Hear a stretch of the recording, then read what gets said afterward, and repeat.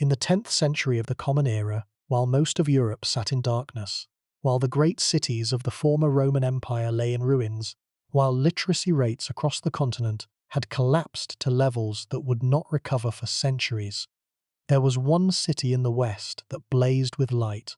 That city was Cordoba, and at its heart stood a library that contained more books than every other library in Europe combined. 400,000 volumes.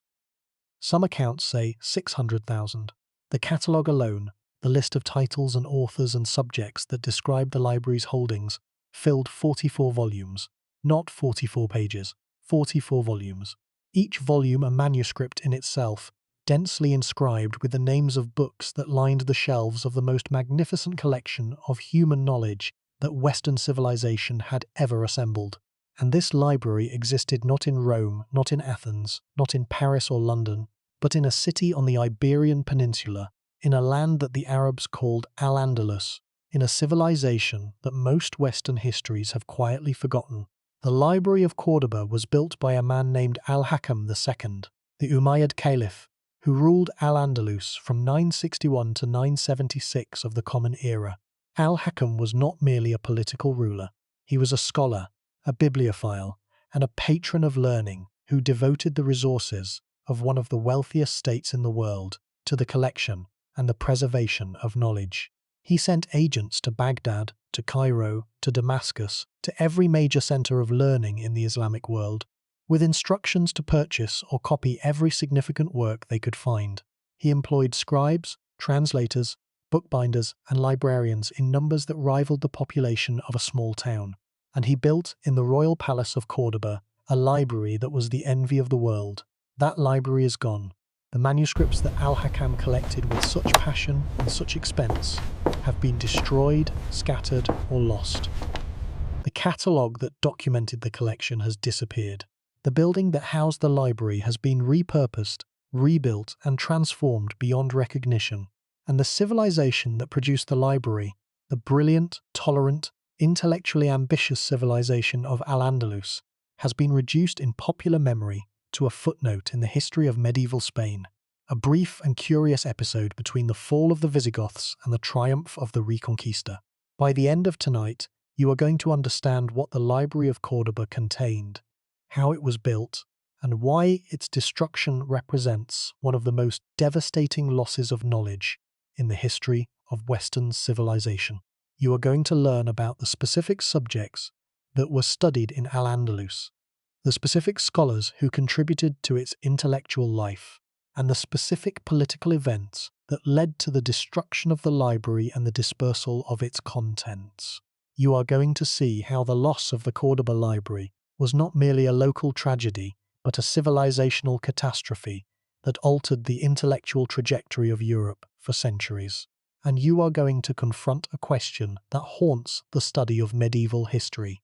How much of what we call the Western intellectual tradition was built on the fragments of a library that most Westerners have never heard of?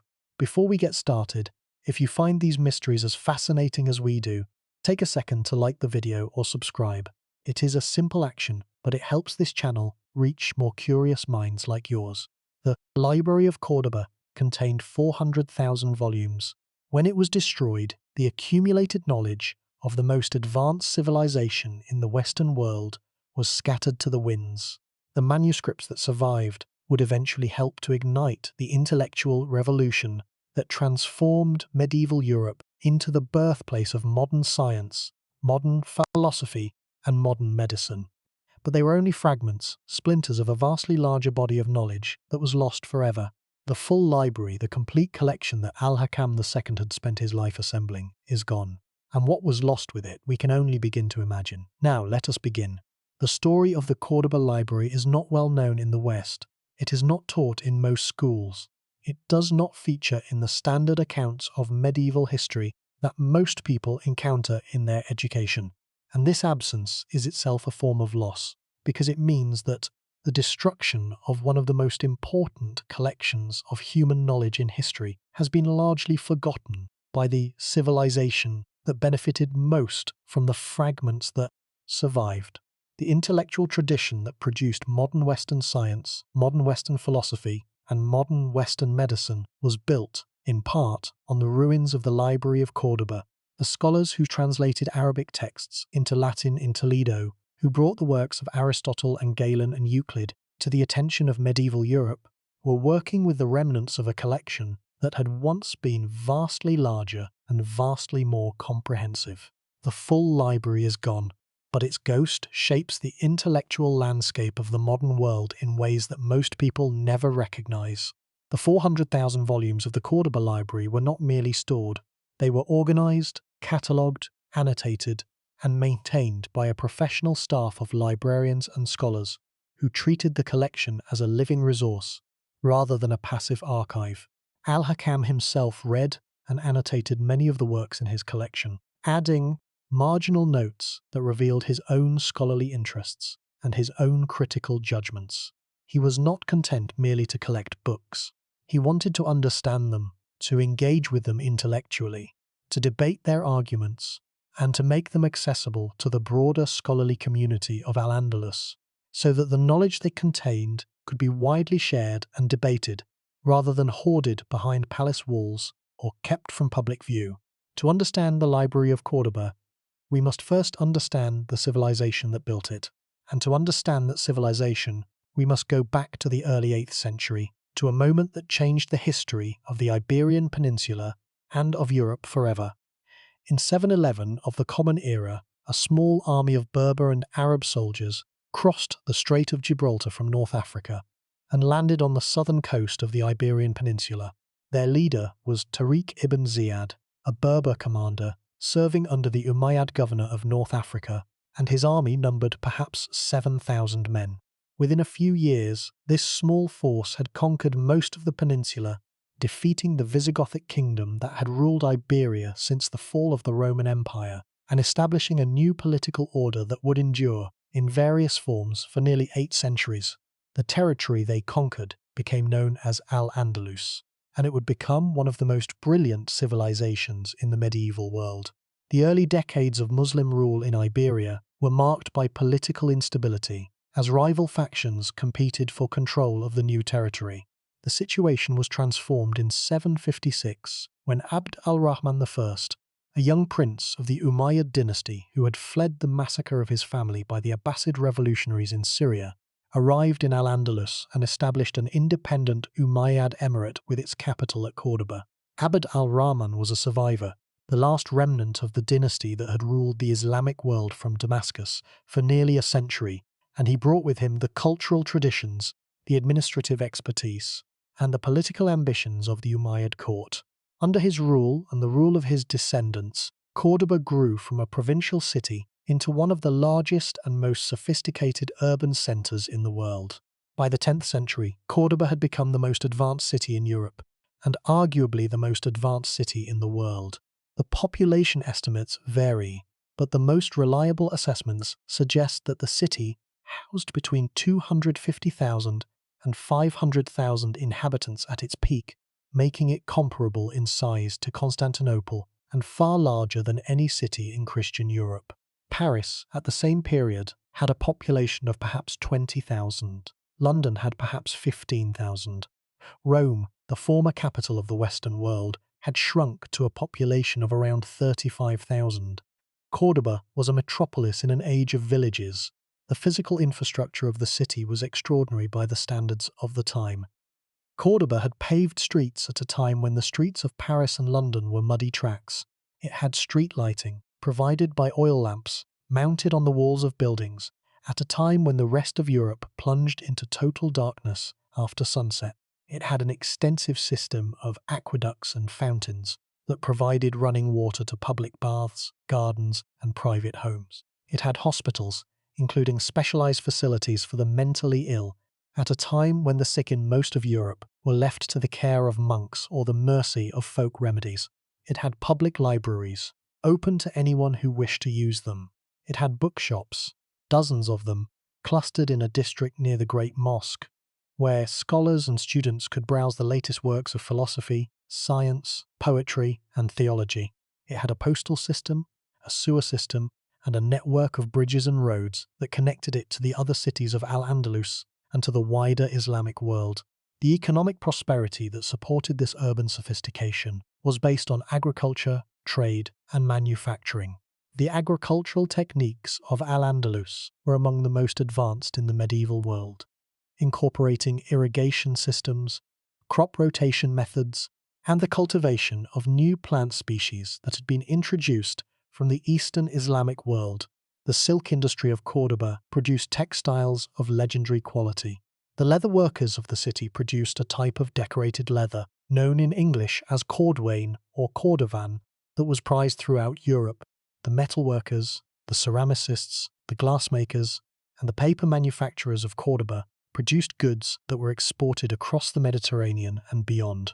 The mention of paper is significant, because the availability of paper was one of the factors that made the Library of Cordoba possible. The technology of paper manufacture had been transmitted from China to the Islamic world in the 8th century, and by the 10th century, paper mills were operating in several cities of Al-Andalus, including Zativa, which became one of the most important centers of paper production in the medieval world. Paper was cheaper, more abundant, and easier to produce than parchment, the animal skin writing material that was used in Christian Europe, and its availability facilitated the production of books on a scale that was impossible in regions that depended on parchment. The scholars and scribes of Cordoba had access to a virtually unlimited supply of writing material, and they used it. The intellectual culture of Al-Andalus was shaped by the broader intellectual traditions of the Islamic world, which had developed over the preceding 2 centuries, one of the most dynamic and most productive traditions of scholarly inquiry in history. The Islamic translation movement of the 8th and 9th centuries, centered in Baghdad, had produced Arabic translations of the major works of Greek philosophy, Greek science, Greek medicine, and Greek mathematics, making the intellectual heritage of the classical world available to Arabic-speaking scholars for the first time.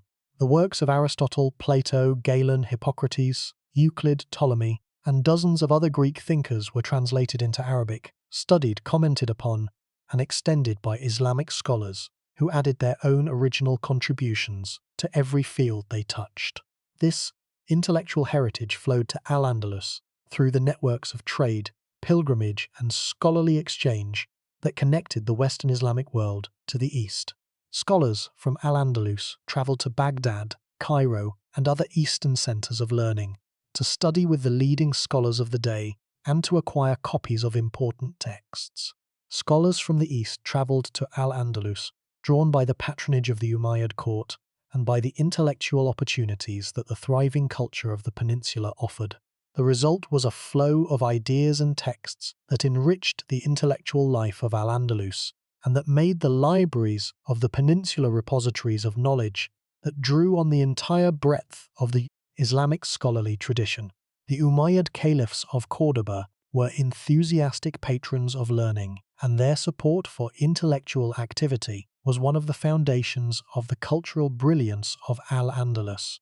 Abd al-Rahman III, who reigned from 912 to 961, and who declared himself caliph in 929, was a generous patron of scholarship who attracted scholars from across the Islamic world to his court. He also built the magnificent palace city of Madinat al-Zahra, located just outside Cordoba, which served as the administrative and ceremonial capital of the caliphate, and which was one of the most splendid architectural achievements of the medieval world.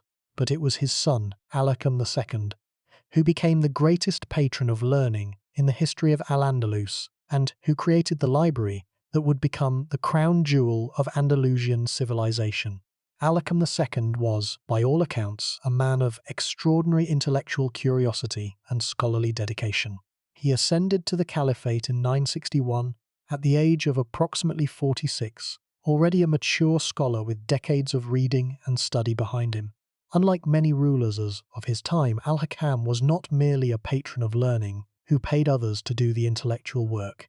He was himself an active scholar who read widely, who annotated the manuscripts in his collection with his own comments and corrections, and who engaged personally with the intellectual debates of his time. He was particularly interested in history, genealogy, and the sciences, and his annotations which have been noted by later scholars who examined his manuscripts, demonstrate a level of learning and a quality of critical judgment that would be remarkable in any era. Al-Hakam's passion for books was legendary even in his own time. He employed a network of agents who travelled throughout the Islamic world, purchasing or copying manuscripts for his library. These agents operated in Baghdad, Cairo, Damascus, and other major cities, and they had standing instructions to acquire any work of significance that they encountered, regardless of subject or cost. Al-Hakam also employed a large staff of copyists and bookbinders who worked continuously to produce copies of texts for the library, and he maintained relationships with scholars and booksellers across the Islamic world, who kept him informed of new publications and rare finds. The result of these efforts was a library of extraordinary size and comprehensiveness.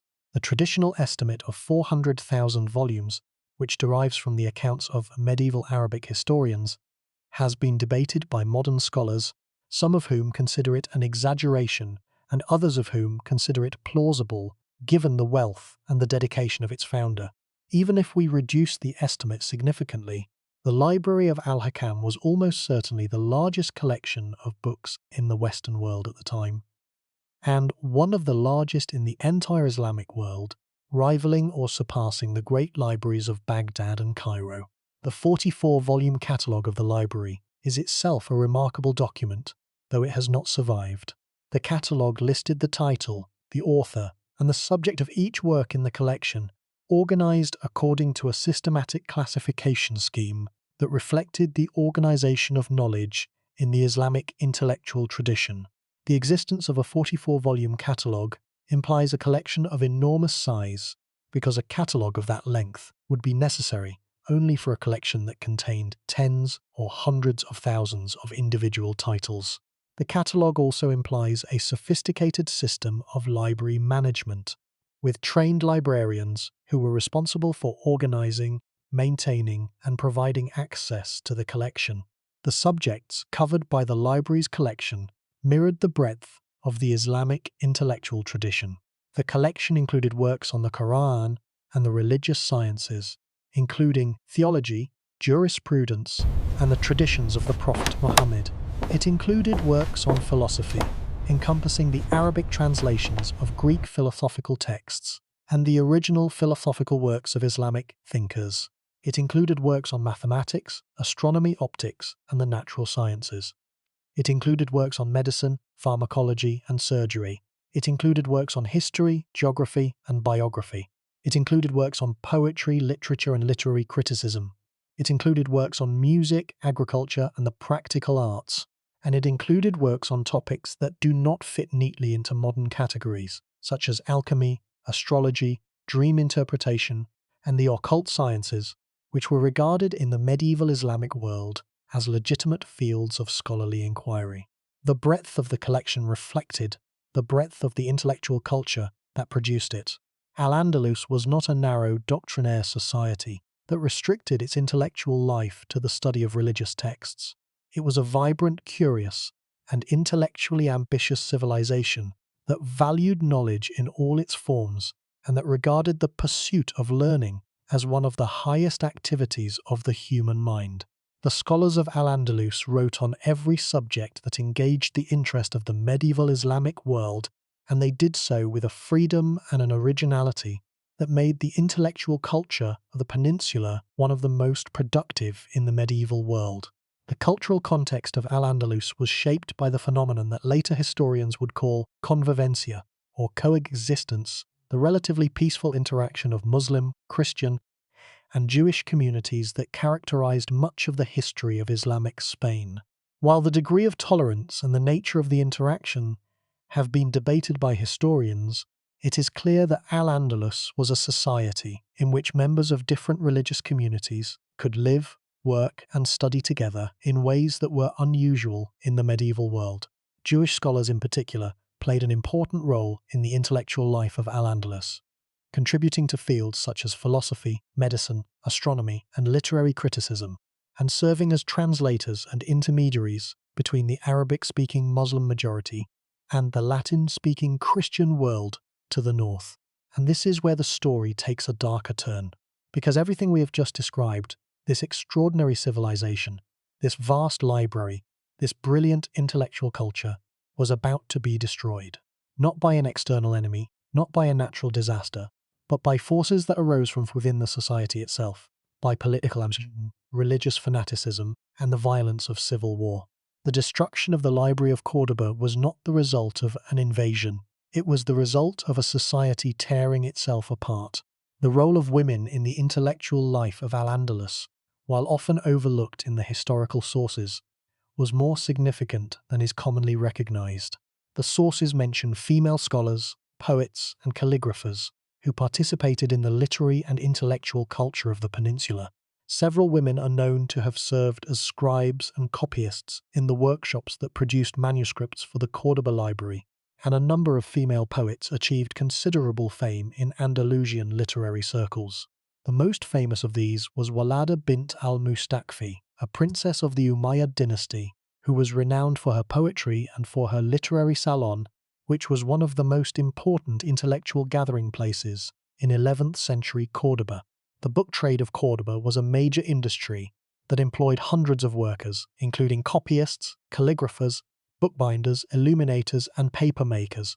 The Street of the Booksellers, located near the Great Mosque, was one of the busiest and most important commercial districts in the city, a place where scholars came to browse the latest publications, to commission copies of rare texts, and to engage in the intellectual conversations that were the lifeblood of the Andalusian scholarly community. The existence of a thriving book trade indicates that the demand for books in Al-Andalus extended far beyond the court and the scholarly elite. Books were bought and read by merchants, government officials, religious scholars, and educated laypeople, creating a market for literary and scholarly production that has sustained the careers of hundreds of authors and the livelihoods of thousands of artisans and tradesmen. The educational system of Al-Andalus was another foundation of the intellectual culture that the library served. Education began in the mosque schools, where children learned to read and write and to memorize the Quran. Advanced students continued their studies at the madrasas, the institutions of higher learning that offered instruction in the religious sciences, jurisprudence, Arabic grammar, and other subjects. The most ambitious students traveled to the major centers of learning, including Cordoba, Seville, Granada, and Toledo, to study with the leading scholars of the day. The educational system produced a literate and intellectually engaged population that was both the audience for and the producer of the vast body of literature that filled the shelves of the Cordoba library. The science of agriculture in Al-Andalus was particularly advanced, and the agricultural texts in the Cordoba library reflected this expertise. The Andalusian agronomists had developed sophisticated systems of irrigation, including the use of water wheels, underground channels, and distribution networks that transformed the dry landscapes of southern Spain into productive agricultural lands. They had introduced dozens of new crop species to the peninsula, including rice, sugarcane, cotton, citrus fruits, eggplant, spinach, and artichokes, many of which had been brought from the Eastern Islamic world and adapted to the Iberian climate. The agricultural treatises that documented these innovations were among the most practically valuable texts in the library, and their loss represented a significant setback for the development of agricultural science in the medieval world. The musical tradition of Al-Andalus was another area of extraordinary achievement that was reflected in the library's collection. The Andalusian musical tradition, which developed from the fusion of Arabic, Berber, and Iberian musical elements, produced a distinctive style of music that is considered one of the most refined musical traditions of the medieval world. The great musician Ziryab, who arrived in Cordoba from Baghdad in the 9th century, is credited with introducing numerous innovations in Andalusian musical practice, including the addition of a fifth string to the oud, the development of new musical modes, and the establishment of a music conservatory in Cordoba. The musical texts in the library included treatises on musical theory, descriptions of instruments and their construction, and compositions that documented the rich musical life of the Andalusian court. The geographical and cartographic works in the library reflected the extensive knowledge of the world that the scholars of Al-Andalus had accumulated through their connections with the broader Islamic world. The Muslim travelers and geographers of the medieval period had explored and mapped vast areas of Africa, Asia, and Europe, producing geographical descriptions and maps that were far more accurate and far more comprehensive than anything available in Christian Europe. The geographical works in the Cordoba library included descriptions of distant lands, accounts of trade routes, and maps that documented the geographical knowledge of the Islamic world in remarkable detail. The ceramic and glass industries of Cordoba produced goods of extraordinary quality that were exported throughout the Mediterranean world. The lustreware pottery of Al-Andalus, decorated with metallic glazes that gave it a distinctive golden sheen, was one of the most prized luxury goods of the medieval world. The glass production of Cordoba and other Andalusian cities was similarly advanced, producing coloured glass, cut glass, and glass vessels of great beauty and sophistication. The technical knowledge that underlay these industries, the chemical formulas, the firing temperatures, the glazing techniques, was documented in treatises that were held in the Cordoba library and that were largely lost in its destruction. The textile industry of Al-Andalus was another area of remarkable achievement. The silk workshops of Cordoba, Almeria, and other Andalusian cities produced textiles of legendary quality, using techniques of weaving, dyeing, and embroidery that had been developed over centuries, and that were documented in technical treatises held in the library. The famous Tiraz workshops, which produced textiles bearing inscriptions and decorative patterns for the caliphal court, were among the most sophisticated textile production facilities in the medieval world.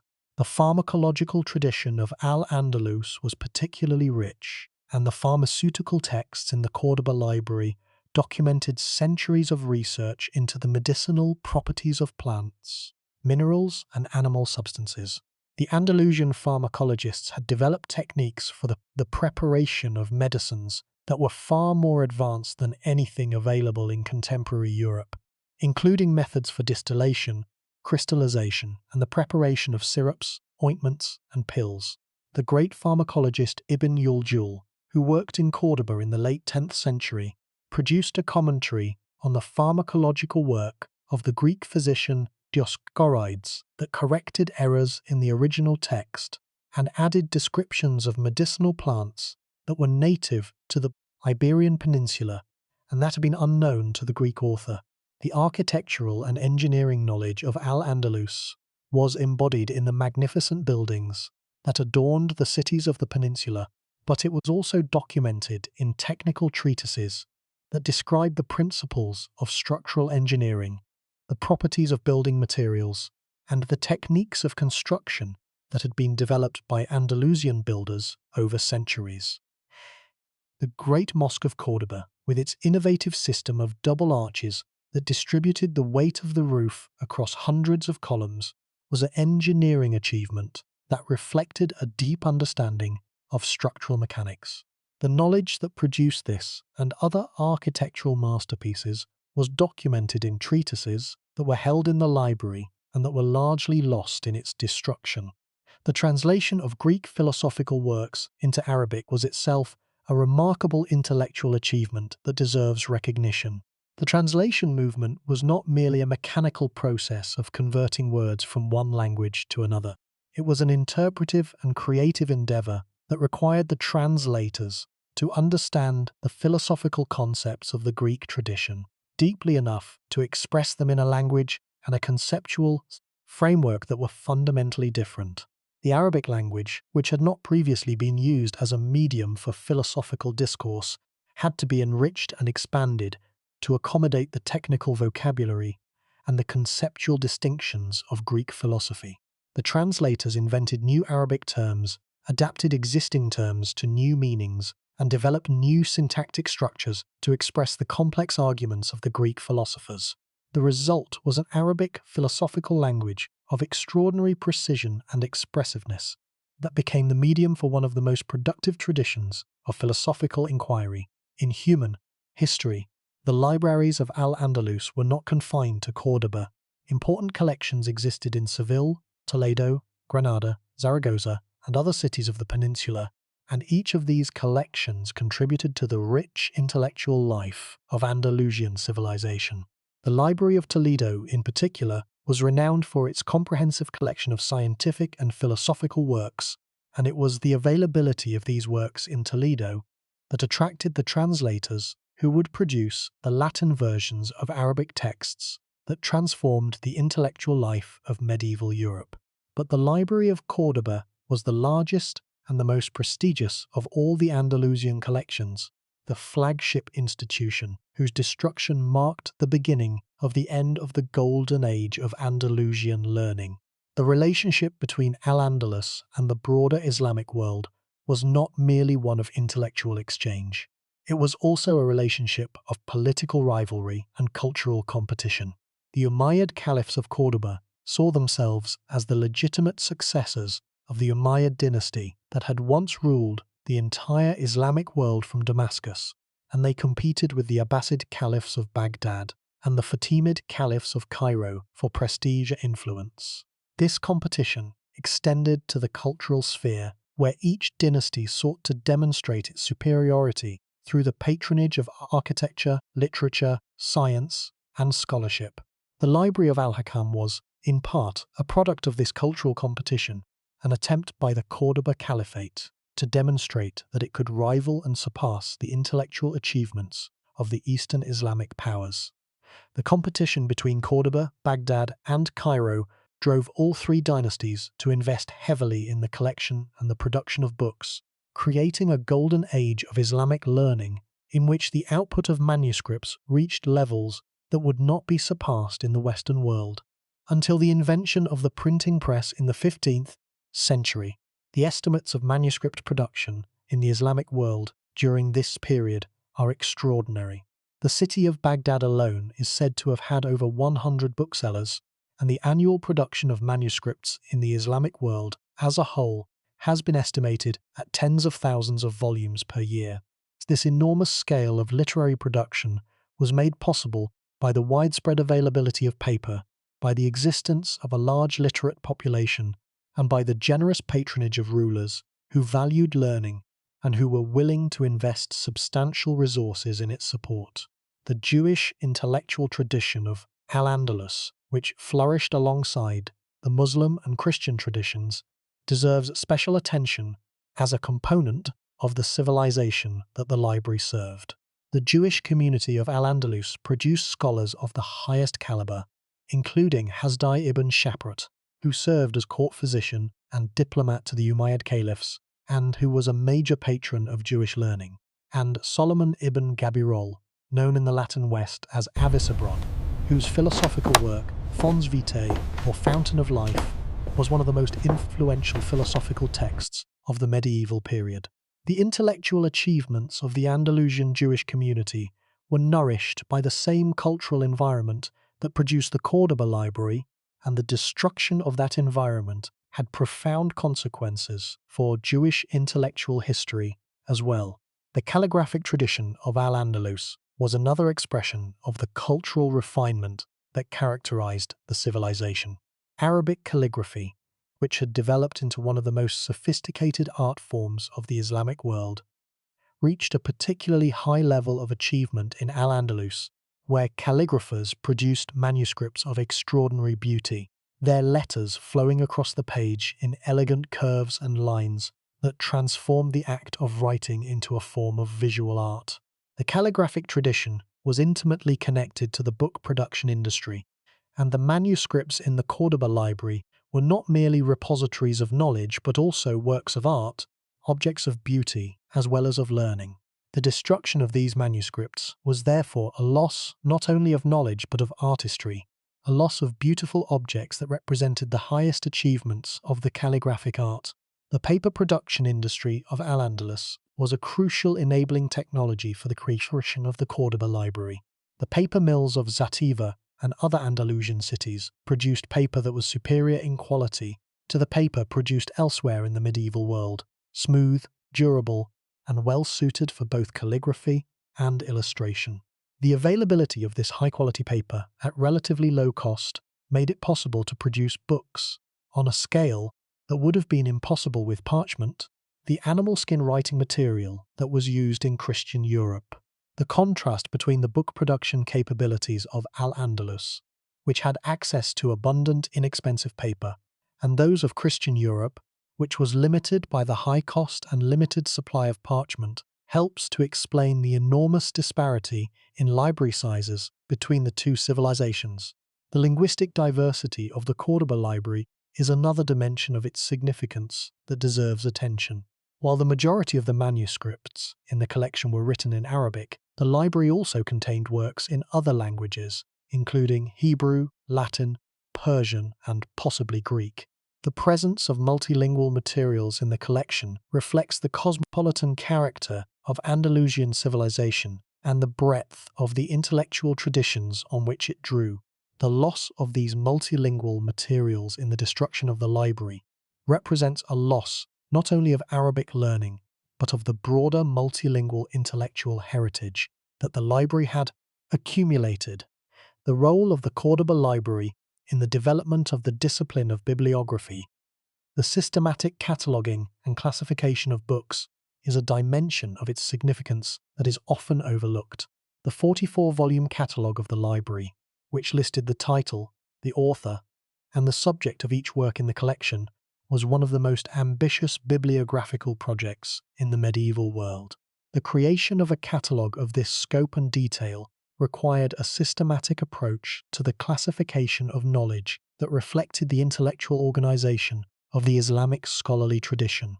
The loss of this catalogue, along with the manuscripts it described, was a loss not only of specific texts, but of a comprehensive map of the knowledge that the library contained, a map that would be invaluable for understanding the organization and the scope of the medieval Islamic intellectual tradition.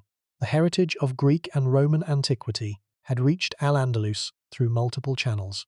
The most direct channel was the translation movement centered in Baghdad during the 8th and 9th centuries, where teams of scholars, many of them Nestorian Christians and Jews who were fluent in both Greek and Arabic, produced Arabic translations of the major works of Greek philosophy, science, and medicine. These translations were copied and distributed across the Islamic world, and they eventually reached Al-Andalus through the networks of trade and scholarly exchange that connected the Western Islamic world to the East. But Al-Andalus also had its own tradition of direct engagement with the classical heritage. The Iberian Peninsula had been part of the Roman Empire for centuries, and the Latin literary and scientific traditions that had flourished under Roman rule had left traces in the libraries and the educational institutions of the peninsula. The Visigothic kingdom that succeeded Roman rule in Iberia had maintained some elements of the Roman educational tradition, and the scholars of Al-Andalus were able to draw on both the Arabic translations of Greek works and the remnants of the Latin classical tradition that had survived in the peninsula.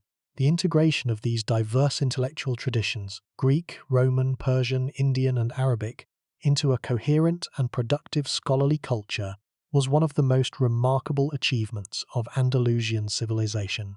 The scholars of Al-Andalus did not merely receive and preserve the intellectual heritage of other civilizations. They synthesized it, combining elements from different traditions into new frameworks of understanding that were greater than the sum of their parts. The Library of Cordoba was the physical repository of this synthetic tradition, the place where the diverse threads of the world's intellectual heritage came together and where they were woven into new patterns of knowledge and understanding. The destruction of the Library of Cordoba did not happen in a single catastrophic event. It happened in stages, each stage more devastating than the last, each stage stripping away another layer of the collection that Al-Hakam II had spent his life assembling. The first stage was political, the second was ideological, the third was military, and together they destroyed one of the greatest collections of human knowledge ever assembled. The first stage began almost immediately after Al-Hakam's death in 976. Al-Hakam's son, Hisham II, was only 11 years old when he became caliph, and real power quickly passed to the ambitious chief minister Muhammad ibn Abi Amir. who would become known to history as Almanzor, the victorious one. Almanzor was a brilliant military commander and a shrewd politician, but he was not a scholar. He was a man of action, not of contemplation, and his priorities were military conquest and political consolidation rather than the support of intellectual life. Under Almanzor's rule, the cultural priorities of the Umayyad Caliphate shifted dramatically, from the patronage of learning that had characterized Al-Hakam's reign to the pursuit of military glory and political power. Almanzor's impact on the library was devastating. In a calculated bid to win the support of the conservative religious scholars, the ulama, who viewed many of the works in Al-Hakam's collection with suspicion, Almanzor ordered a purge of the library. The works that were targeted were those that the ulama considered dangerous or heretical. Works of philosophy, works of Greek science, works of astronomy that contradicted the literal interpretation of religious texts, and works on subjects such as logic and metaphysics that were regarded as threats to religious orthodoxy. Almanzor's agents went through the library systematically, pulling books from the shelves and carrying them to bonfires in the public squares of Cordoba, where they were burned before crowds of approving spectators. The scale of this purge is difficult to determine, because the historical sources provide conflicting accounts. Some accounts suggest that the purge was relatively limited, targeting only the most controversial works in the collection. Others suggest that it was extensive, affecting thousands or even tens of thousands of volumes. What is clear is that the purge removed from the library a significant portion of its philosophical and scientific holdings, the very works that represented the most original and the most valuable contributions of the Islamic intellectual tradition to human knowledge. The works of Aristotle in Arabic translation were burned. Works of Greek medicine, of Greek mathematics, of Greek astronomy were pulled from the shelves and consigned to the flames. Original works by Islamic philosophers and scientists, works that had been collected at great expense from the far corners of the Islamic world, were destroyed in order to satisfy the demands of religious conservatives who feared the influence of rational inquiry on the faith of the common people. But here is the problem. The purge under Almanzor was only the beginning. The real catastrophe came a generation later, when the Umayyad Caliphate of Cordoba collapsed entirely. The collapse of the caliphate began in 1009, when a series of civil wars, known as the Fitna, tore Al-Andalus apart.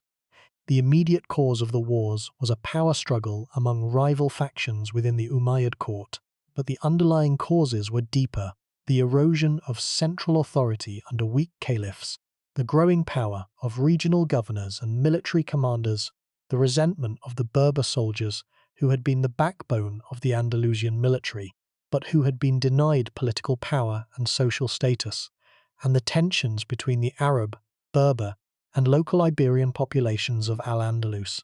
The civil wars were brutal and destructive. Rival armies marched across the peninsula, sacking cities, burning crops, and slaughtering populations.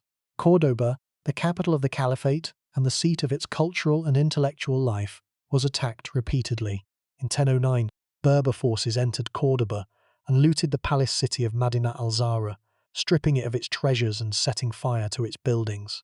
The magnificent palace that Abd al-Rahman III had built at enormous expense was reduced to ruins in a matter of days.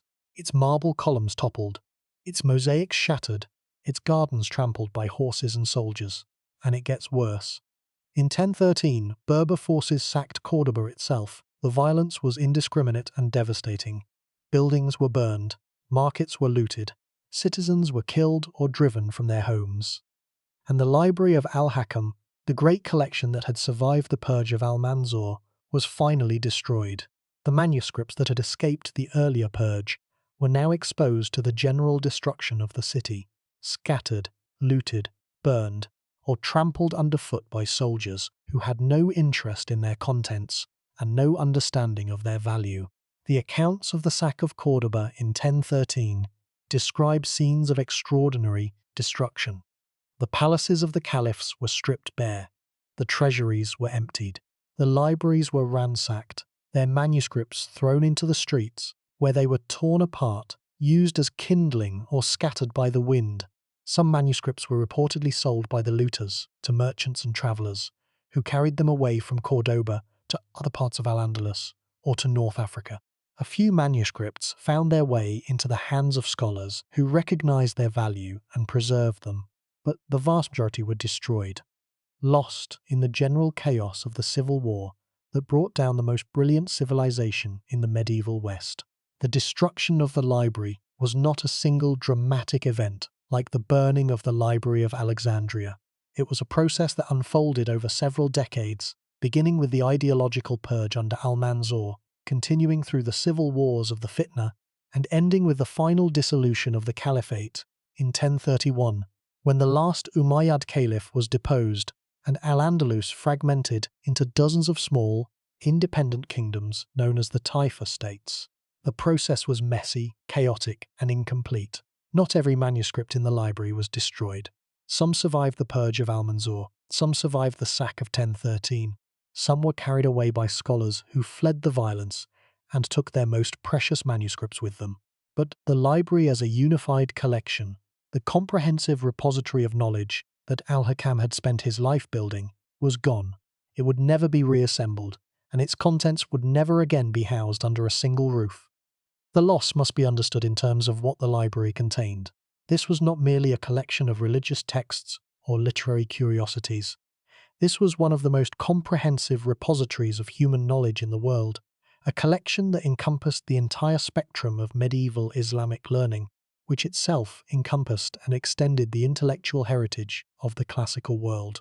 The works of Aristotle, the greatest philosopher of ancient Greece, were in this library in Arabic translations that have been produced by the scholars of Baghdad and that have been augmented by the commentaries and the original philosophical works of Islamic thinkers such as Al-Kindi, Al-Farabi, and the early writings attributed to Avicenna. The works of Galen and Hippocrates, the founders of Western medicine, were in this library, along with the medical works of Islamic physicians such as Al-Razi and Al-Zahrawi, who had made original contributions to diagnosis, treatment, pharmacology, and surgery that surpassed anything in the Greek tradition. The mathematical works in the library included the Arabic translations of Euclid's Elements, the foundational text of Western mathematics, along with the works of Islamic mathematicians such as Al-Khwarizmi, whose Kitab al-Jabr, or Book of Algebra, gave the modern world not only the mathematical discipline of algebra, but also the English word itself. The astronomical works included the Arabic translations of Ptolemy's Almagest, the most comprehensive astronomical treatise of the ancient world, along with the works of Islamic astronomers who had made observations, calculations, and theoretical innovations that improved upon the Greek models. The literary works in the library included the masterpieces of Arabic poetry, a tradition that had been cultivated in Al-Andalus with particular brilliance, and that had produced poets of extraordinary talent and originality. The historical works included chronicles, biographies, and geographical descriptions that documented the history of the Islamic world from its earliest days. The agricultural works included treatises on irrigation, crop cultivation, and soil management that reflected the advanced agricultural knowledge of Al-Andalus.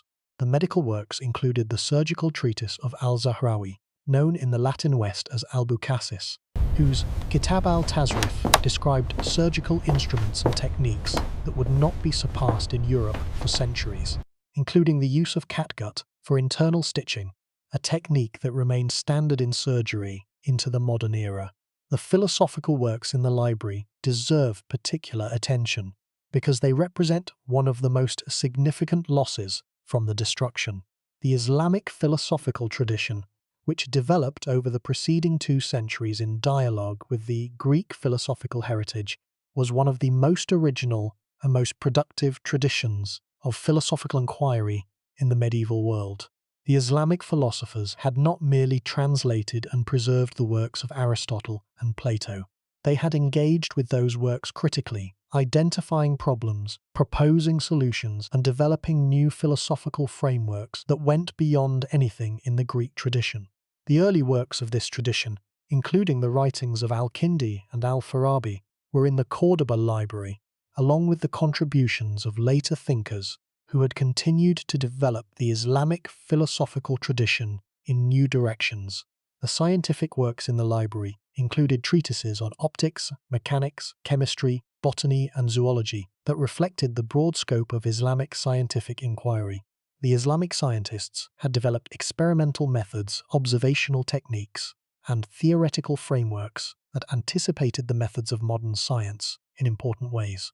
The optical works of Ibn al-Haytham, known in the Latin West as Alhazen, which revolutionized the study of light and vision, and which laid the foundations for the modern science of optics, may have been represented in the Cordoba collection.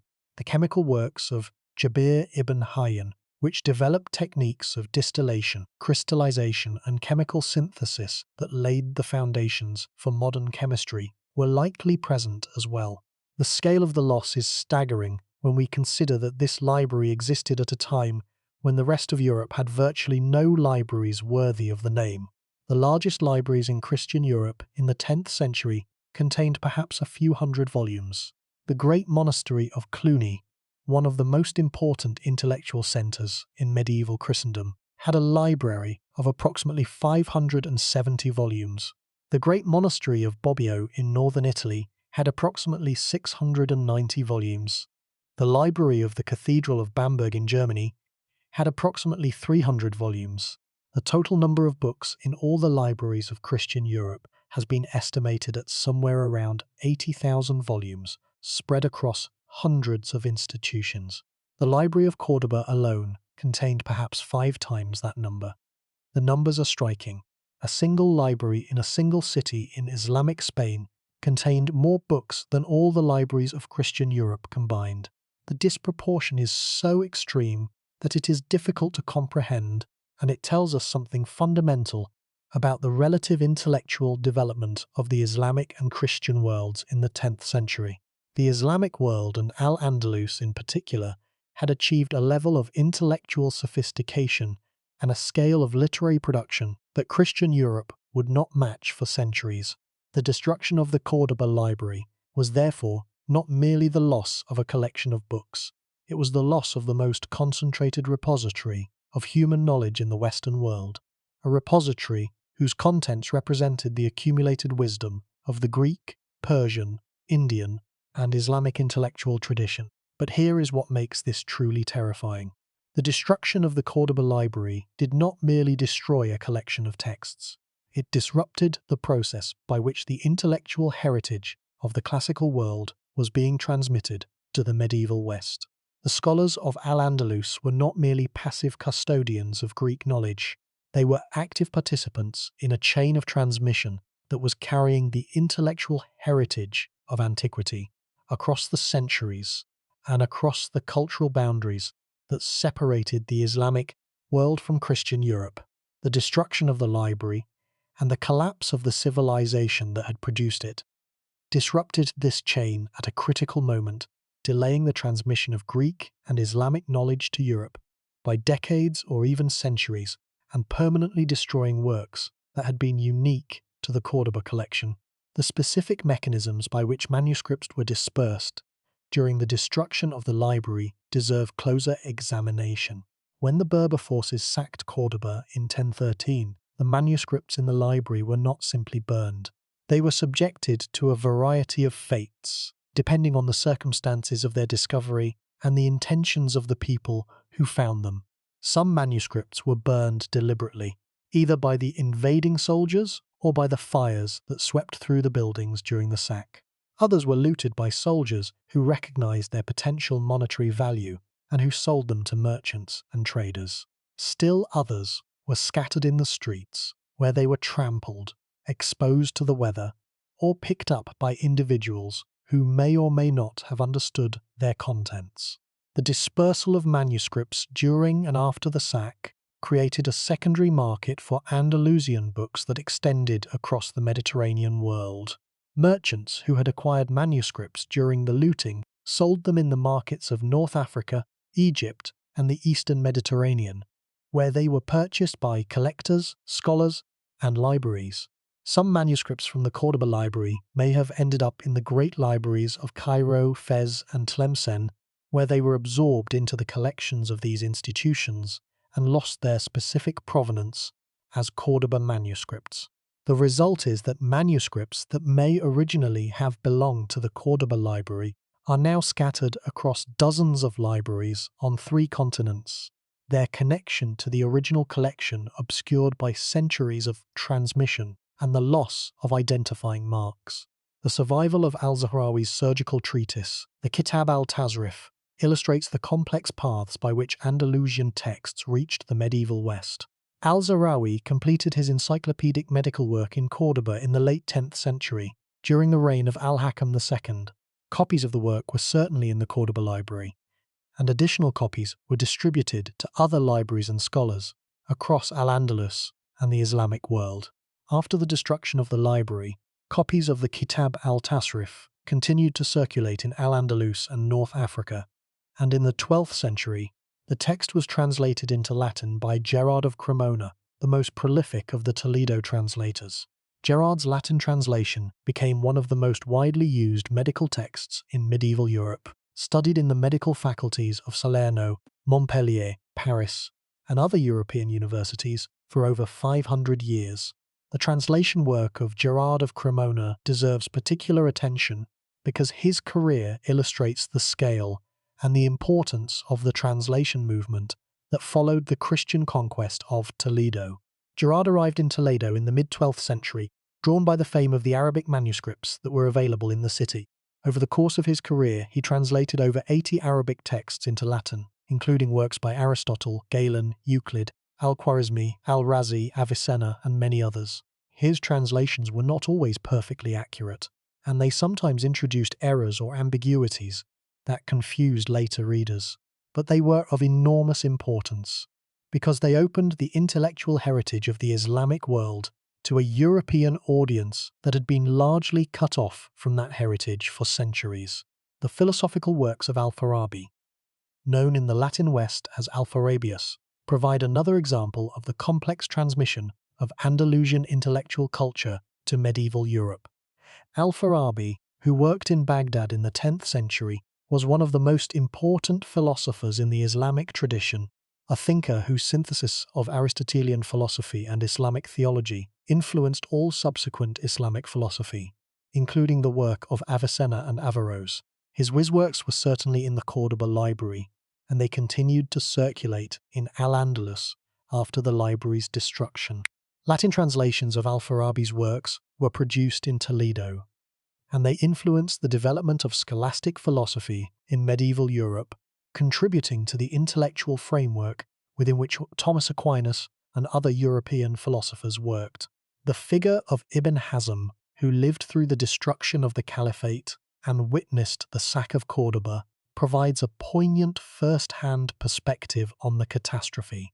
Ibn Hazm was one of the most original thinkers in the history of Islamic Spain, a polymath who made contributions to theology, jurisprudence, philosophy, history, and comparative religion.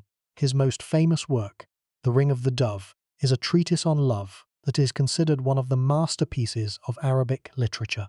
But Ibn Hazm was also a witness to the destruction of the world in which he had grown up. He described the violence and the chaos of the civil wars in vivid and painful terms, and his writings convey a sense of profound loss and disillusionment that reflects the impact of the destruction on the intellectual community of Al-Andalus. The medical contributions of Al-Andalus extended well beyond the surgical work of Al-Zahrawi. The Andalusian physicians had developed a comprehensive system of medical practice that encompassed not only surgery but also internal medicine, ophthalmology, pharmacology, dietetics, and public health. The hospitals of Cordoba and other Andalusian cities were among the most advanced medical institutions in the medieval world, offering treatment to patients of all social classes and maintaining standards of hygiene and professional practice that would not be matched in Europe for centuries. The medical texts that documented these practices were among the most practically valuable works in the Cordoba library, and their loss represented a significant setback for the development of medical knowledge in the medieval world. The practice of ophthalmology in Al-Andalus was particularly advanced. The Andalusian ophthalmologists had developed techniques for the treatment of cataracts, trachoma, and other eye diseases that were far more sophisticated than anything available in contemporary Europe. They had also made important contributions to the understanding of the anatomies and physiology of the eye, building on the work of Ibn al-Haytham and other Islamic scholars who had studied the nature of vision and the properties of light. The tradition of botanical research in Al-Andalus was another area of remarkable achievement. The Andalusian botanists had catalogued and described hundreds of plant species, documenting their medicinal properties, their agricultural uses, and their ecological characteristics. The botanical gardens of Cordoba and other Andalusian cities were among the most extensive in the medieval world, serving as living laboratories where scholars could study plants from across the Mediterranean and beyond. The botanical texts that documented this research were among the most important scientific works in the library, and their loss represented a significant gap in the history of botanical science. The cosmological and metaphysical speculations of the Andalusian philosophers represent another dimension of the intellectual life that the library sustained. The philosophers of Al-Andalus did not merely comment on and transmit the philosophical heritage of the classical world. They engaged with it critically, raising new questions, proposing new solutions, and developing new philosophical frameworks that went beyond anything in the Greek tradition. The works of Ibn Masara, who is considered the founder of the Andalusian philosophical tradition, explored mystical and metaphysical themes that anticipated the later developments of Islamic mysticism, and that influenced the philosophical traditions of both the Islamic and the Christian worlds. The legal scholarship of Al-Andalus was extensive and sophisticated, reflecting the importance of Islamic jurisprudence in the governance and the social organization of the Andalusian state. The dominant legal school in Al-Andalus was the Maliki school, one of the four major schools of Sunni Islamic jurisprudence, and the legal scholars of the peninsula produced a vast body of jurisprudential literature that addressed every aspect of personal, commercial, and public law. The legal texts in the Cordoba library included not only the foundational works of the Maliki school, but also the original contributions of Andalusian jurists who had adapted and extended the legal tradition to address the specific circumstances of life in the Iberian Peninsula. The historical and biographical literature of Al-Andalus was another significant component of the library's collection. The Andalusian historians produced chronicles, biographical dictionaries, and geographical descriptions that documented the history and the culture of the peninsula, from the Muslim conquest to their own time. These works are invaluable for the study of medieval Iberian history, and the loss of many of them in the destruction of the library represents a significant gap in the historical record. The works that survive, including the biographical dictionaries of Ibn al-Faradi and Ibn Bashkuwal, provide a tantalizing glimpse of the much larger body of historical literature that was once available in the Cordoba library. The astronomical tradition of Al-Andalus produced contributions that extended well beyond the Arabic translations of Greek astronomical texts. The Andalusian astronomers developed new models of planetary motion that corrected errors in the Ptolemaic system, constructed new astronomical instruments, and produced observational data that was more accurate than anything available in the Greek tradition. The astronomer Al-Zarqali, who worked in Toledo in the 11th century, produced astronomical tables that were used by astronomers across Europe for centuries, and that were still being consulted by Copernicus in the 16th century. The work of Al-Zarqali and other Andalusian astronomers built on the foundations laid by earlier Islamic astronomers, but it also incorporated original observations and calculations that advanced the state of astronomical knowledge significantly. The mathematical tradition of Al-Andalus was equally productive. The Andalusian mathematicians made important contributions to algebra, geometry, trigonometry, and number theory, building on the work of Al-Khwarizmi and other Eastern Islamic mathematicians, and extending it in new directions. The mathematician Maslama al-Madriti, who worked in Cordoba in the late 10th century, was one of the most important scientists of his generation, making contributions to mathematics, astronomy, and alchemy that influenced the subsequent development of these fields in both the Islamic and the Christian worlds. The poetic tradition of Al-Andalus while it may seem less immediately consequential than the scientific and philosophical traditions, represents an enormous cultural loss in its own right. The Andalusian poets produced works of extraordinary beauty and emotional depth, exploring themes of love, loss, exile, nature, and the transience of human existence, with a sensitivity and a craft that rank them among the finest poets of the medieval world. The court poets of the Umayyad Caliphate, supported by the patronage of rulers who valued poetry as one of the highest expressions of cultural refinement, produced a body of work that was innovative in both form and content, developing new poetic genres and new techniques of expression that enriched the Arabic literary tradition. The tradition of nature poetry in Al-Andalus was particularly distinctive, drawing on the lush landscapes of the Iberian Peninsula to produce descriptions of gardens, rivers, mountains, and flowers of remarkable vividness and beauty. The garden poetry of Al-Andalus, which celebrated the formal gardens that were one of the glories of Andalusian civilization, represents a unique fusion of literary art and landscape design that has no parallel in the medieval world. These poems, many of which have been lost, along with the libraries that preserved them, documented not only the aesthetic sensibility of the Andalusian poets, but also the botanical knowledge and the horticultural practices that underlay the creation of the gardens they celebrated.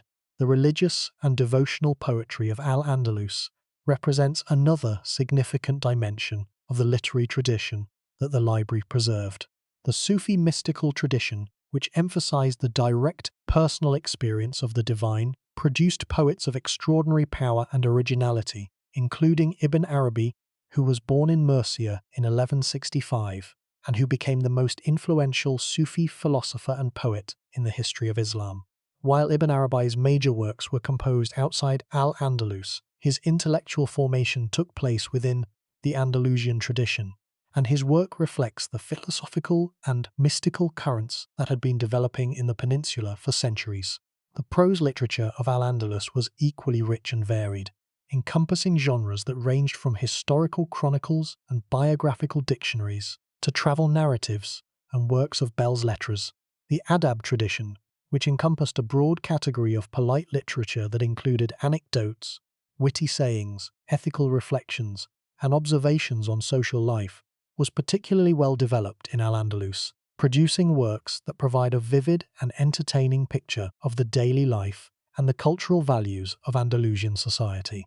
Many of these works have been lost, and the picture of Andalusian society that we can reconstruct from the surviving sources is inevitably incomplete. The question of whether the destruction of the Cordoba library represents the single greatest loss of knowledge in the history of the Western world is one that invites comparison with other major losses. The burning of the Library of Alexandria is the most commonly cited example, but the comparison is instructive in ways that favor Cordoba. The Library of Alexandria, while famous, was subject to repeated damage over several centuries, and its decline was gradual rather than sudden. The Cordoba library, by contrast, was intact at the time of its destruction, representing the most comprehensive collection of knowledge in the Western world at the moment of its loss. The comparison with the destruction of the House of Wisdom in Baghdad, which occurred in 1258 when the Mongol armies of Hulagu Khan sacked the Abbasid capital, is also instructive.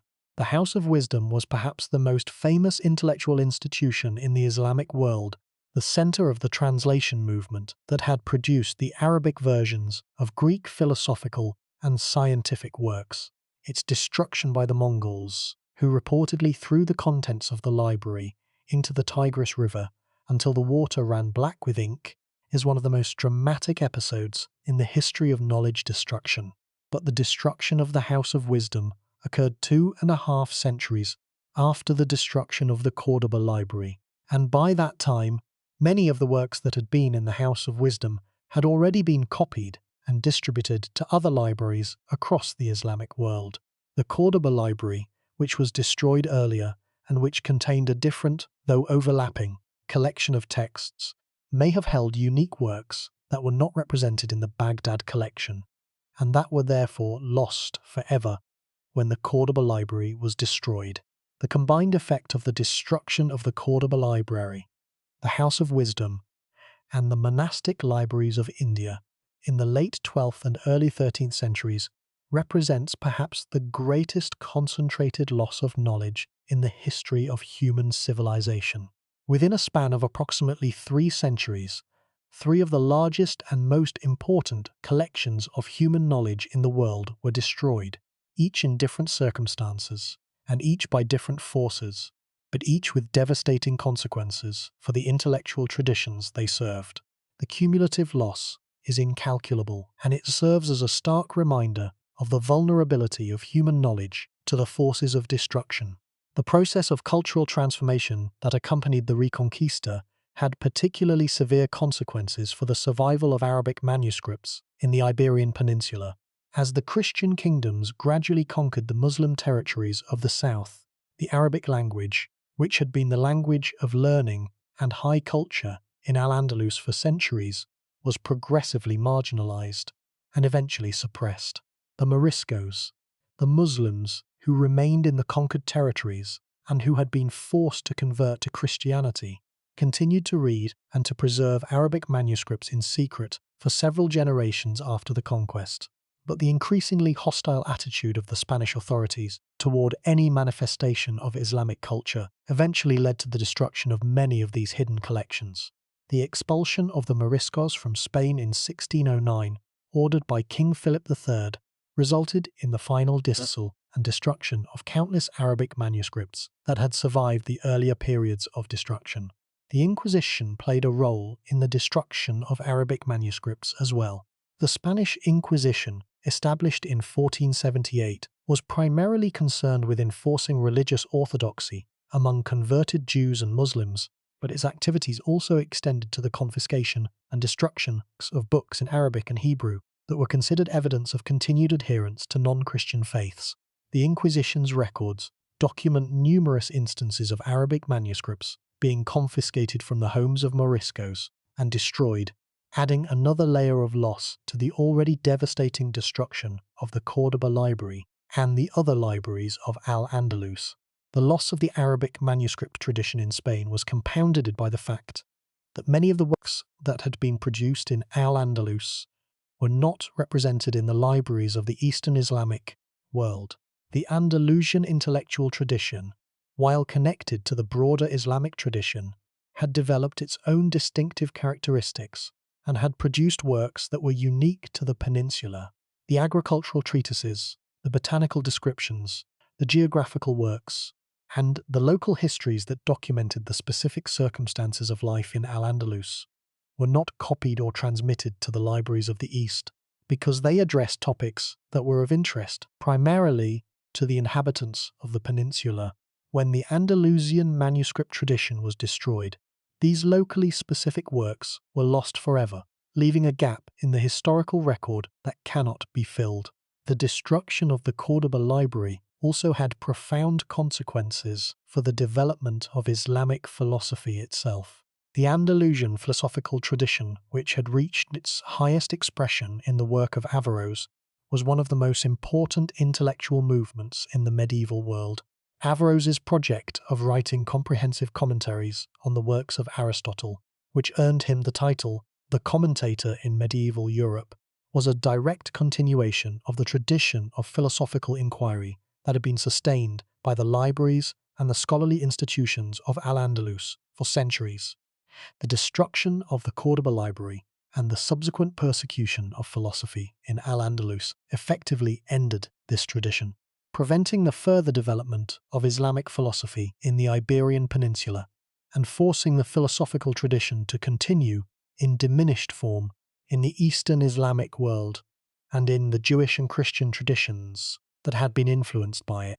The consequences of this intellectual disruption are still felt today. The Islamic philosophical tradition, which had been one of the most productive and most original philosophical traditions in the medieval world, experienced a period of decline after the destruction of the Andalusian libraries and the persecution of philosophers that followed. The works of Averroes, which had been controversial in the Islamic world even before the destruction of the Cordoba library, became even more controversial after the Almohad condemnation, and the tradition of philosophical commentary that he represented gradually faded from the Islamic intellectual landscape. The result is that the legacy of Islamic philosophy, which had been one of the driving forces of the intellectual development of both the Islamic and the Christian worlds, was diminished and fragmented in ways that have had lasting consequences for the intellectual history of both civilizations. The question of what the intellectual life of Europe might have looked like if the Cordoba library had survived is a counterfactual that historians are reluctant to pursue. But that is worth. If the library had survived the civil wars of the 11th century, the full collection of 400,000 volumes would have been available to the translators who were working in Toledo and other Iberian cities in the 12th and 13th centuries. These translators, who produced Latin versions of hundreds of Arabic texts, would have had access to a vastly larger body of source material, including works that were unique to the Cordoba collection and that were not available elsewhere. The result might have been a more complete and more rapid transmission of Arabic and Greek knowledge to the Latin West, potentially accelerating the intellectual development of Europe by decades or even centuries. The loss of the legal texts in the library is another dimension of the destruction that deserves attention. The legal scholarship of Al-Andalus had produced a sophisticated body of jurisprudential literature that addressed every aspect of personal, commercial, and public law in the Andalusian context.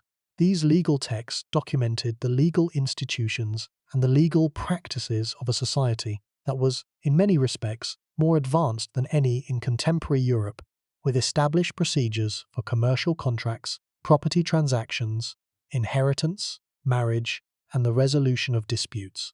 The loss of this legal literature has made it more difficult for historians to reconstruct the legal and institutional history of Al-Andalus, and it has deprived modern scholars of a body of comparative material that could enrich our understanding of the development of legal institutions in the medieval world.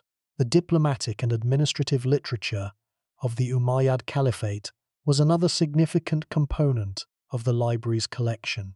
The Umayyad court maintained an elaborate bureaucracy that produced a steady stream of correspondence, reports, records, and administrative manuals that documented the governance of one of the most sophisticated states in the medieval world.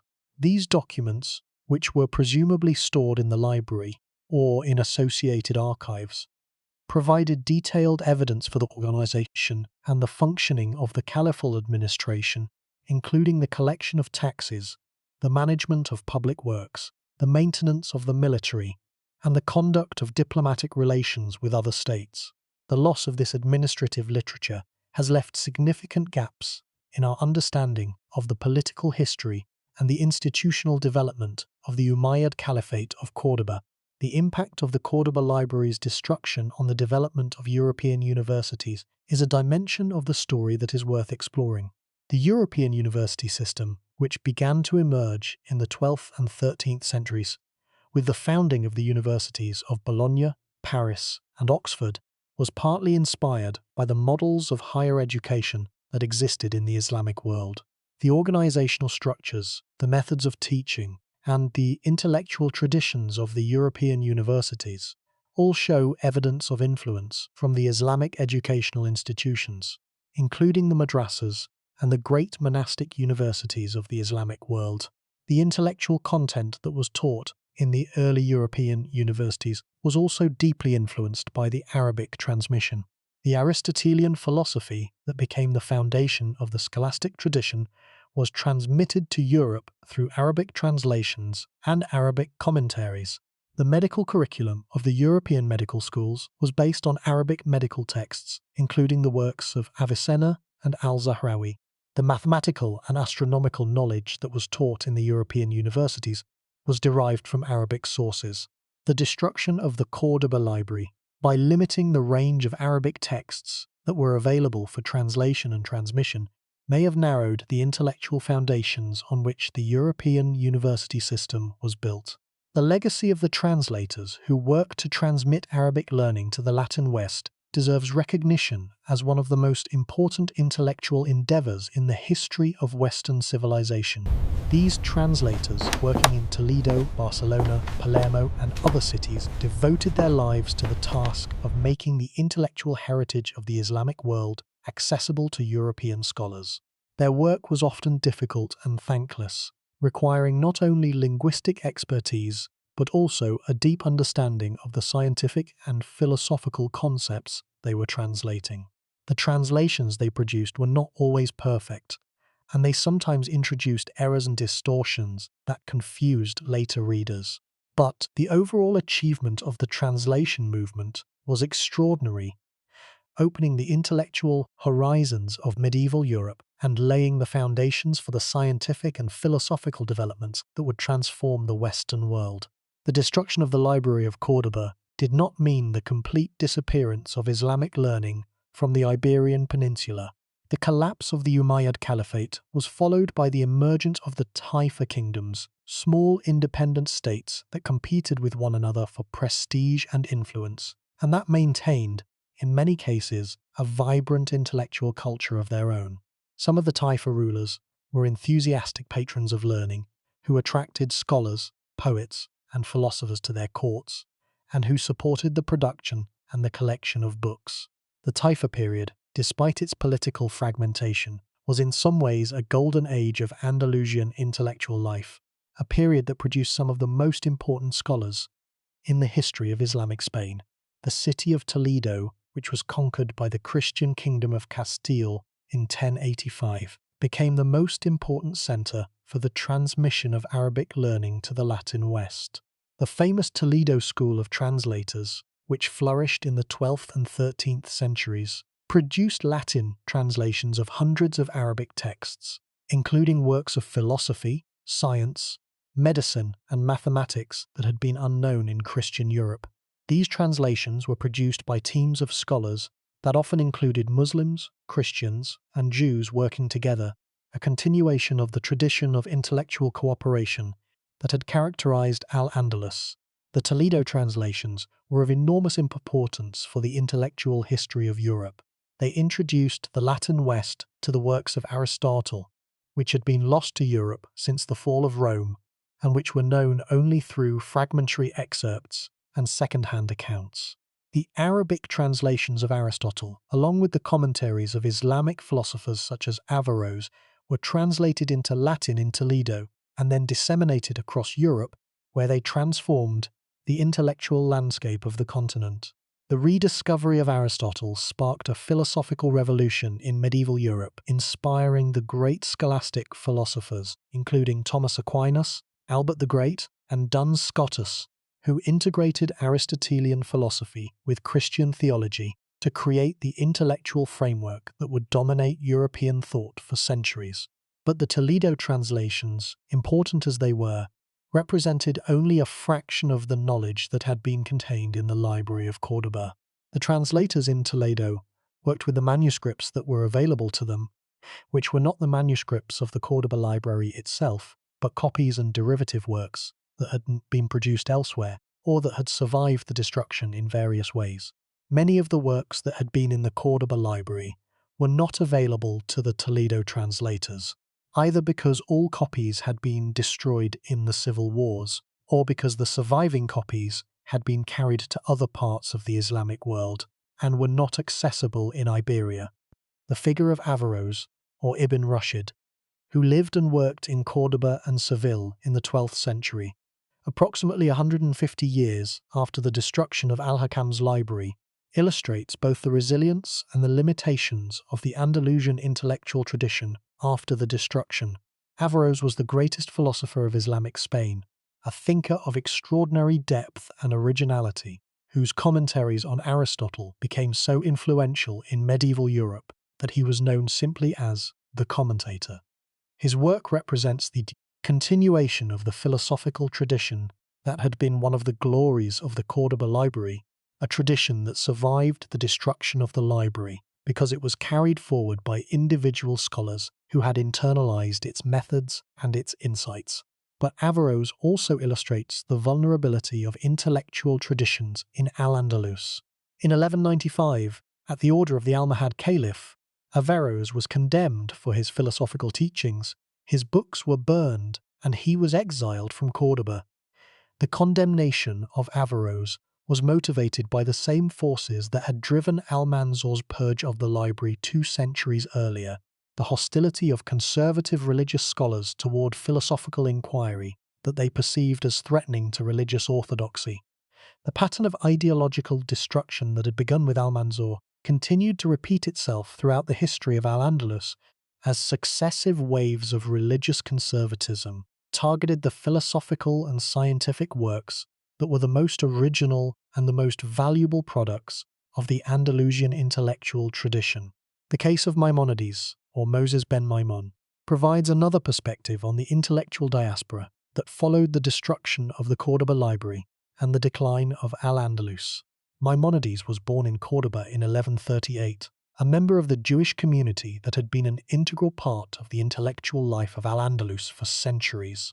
When the Almohad dynasty conquered Cordoba in 1148 and imposed a policy of forced conversion on the Jewish and Christian communities, Maimonides and his family were forced to flee, eventually settling in Egypt, where Maimonides became the most important Jewish philosopher of the medieval world. His masterwork, The Guide for the Perplexed, written in Arabic, represents a synthesis of Aristotelian philosophy and Jewish theology that was profoundly influenced by the intellectual traditions of Al-Andalus. The story of Maimonides illustrates a broader pattern. The intellectual heritage of Al-Andalus did not simply disappear when the library was destroyed and the caliphate collapsed. It was dispersed, carried by refugee scholars to other parts of the Islamic world, to North Africa, to Egypt, to the new centers of learning that were emerging in the Christian kingdoms of northern Spain. This dispersal was both a form of preservation and a form of loss. The knowledge that was carried away by refugee scholars survived in new contexts, where it continued to develop and to influence the intellectual life of the societies that received it.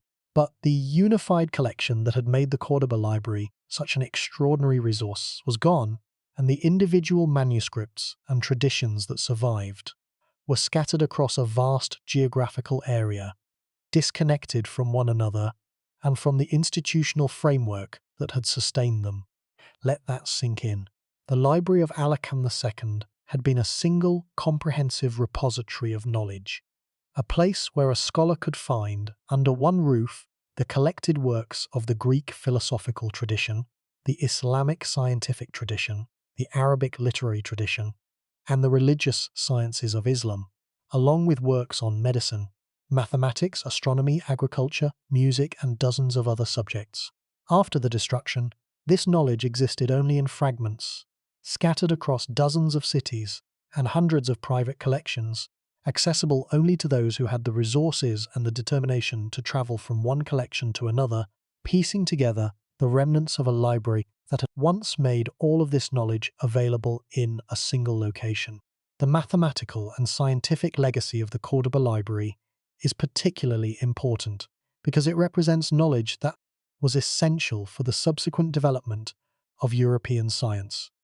The Arabic numeral system, which had been adopted by Islamic mathematicians from Indian sources, and which had been transmitted to Al-Andalus through the networks of Islamic scholarly exchange, was introduced to Europe through the translations that were produced in Toledo and other centers of translations in the 12th and 13th centuries. The works of Al-Khwarizmi, whose name gave the English language the word algorithm, and whose book of algebra gave it the word algebra, were transmitted to Europe through the same channels. The astronomical tables, the mathematical techniques, and the scientific methods that were developed by Islamic scholars and that were preserved in the libraries of Al-Andalus became the foundations on which European science was built. But the transmission was incomplete. The manuscripts that survived the destruction of the Cordoba Library and the civil wars of the Fitna were only a fraction of the total collection. The works that were translated in Toledo were only a fraction of the surviving manuscripts, and the works that were actually read and assimilated by European scholars were only a fraction of the works that were translated. At each stage of the transmission, knowledge was lost, filtered out by the particular interests and the particular limitations of the translators, the patrons, and the scholars who participated in the process. The medical legacy of the Cordoba library deserved particular attention. Al-Zahrawi, who lived and worked in Cordoba in the 10th century, produced the Kitab al-Tasrif, a comprehensive medical encyclopedia that included a section on surgery containing descriptions and illustrations of over 200 surgical instruments, many of which were al-Zahrawi's own inventions. This work was translated into Latin in Toledo and became one of the most important surgical textbooks in medieval Europe, used as a standard reference in European medical schools for over 500 years. Al-Zahrawi's descriptions of surgical techniques, including his pioneering use of catgut sutures, his methods for treating fractures and dislocations, and his techniques for removing kidney stones, represented advances over the Greek and Roman surgical traditions that would not be surpassed in Europe for centuries. The math is striking when we consider how much of what we call Western science, Western philosophy, and Western medicine was built on foundations that were laid in the libraries and the scholarly institutions of Al-Andalus. The European scholastic tradition, which dominated European intellectual life from the 13th to the 16th century, and which produced such towering figures as Thomas Aquinas, was built on the Aristotelian philosophy that had been preserved, translated, and interpreted by Islamic scholars.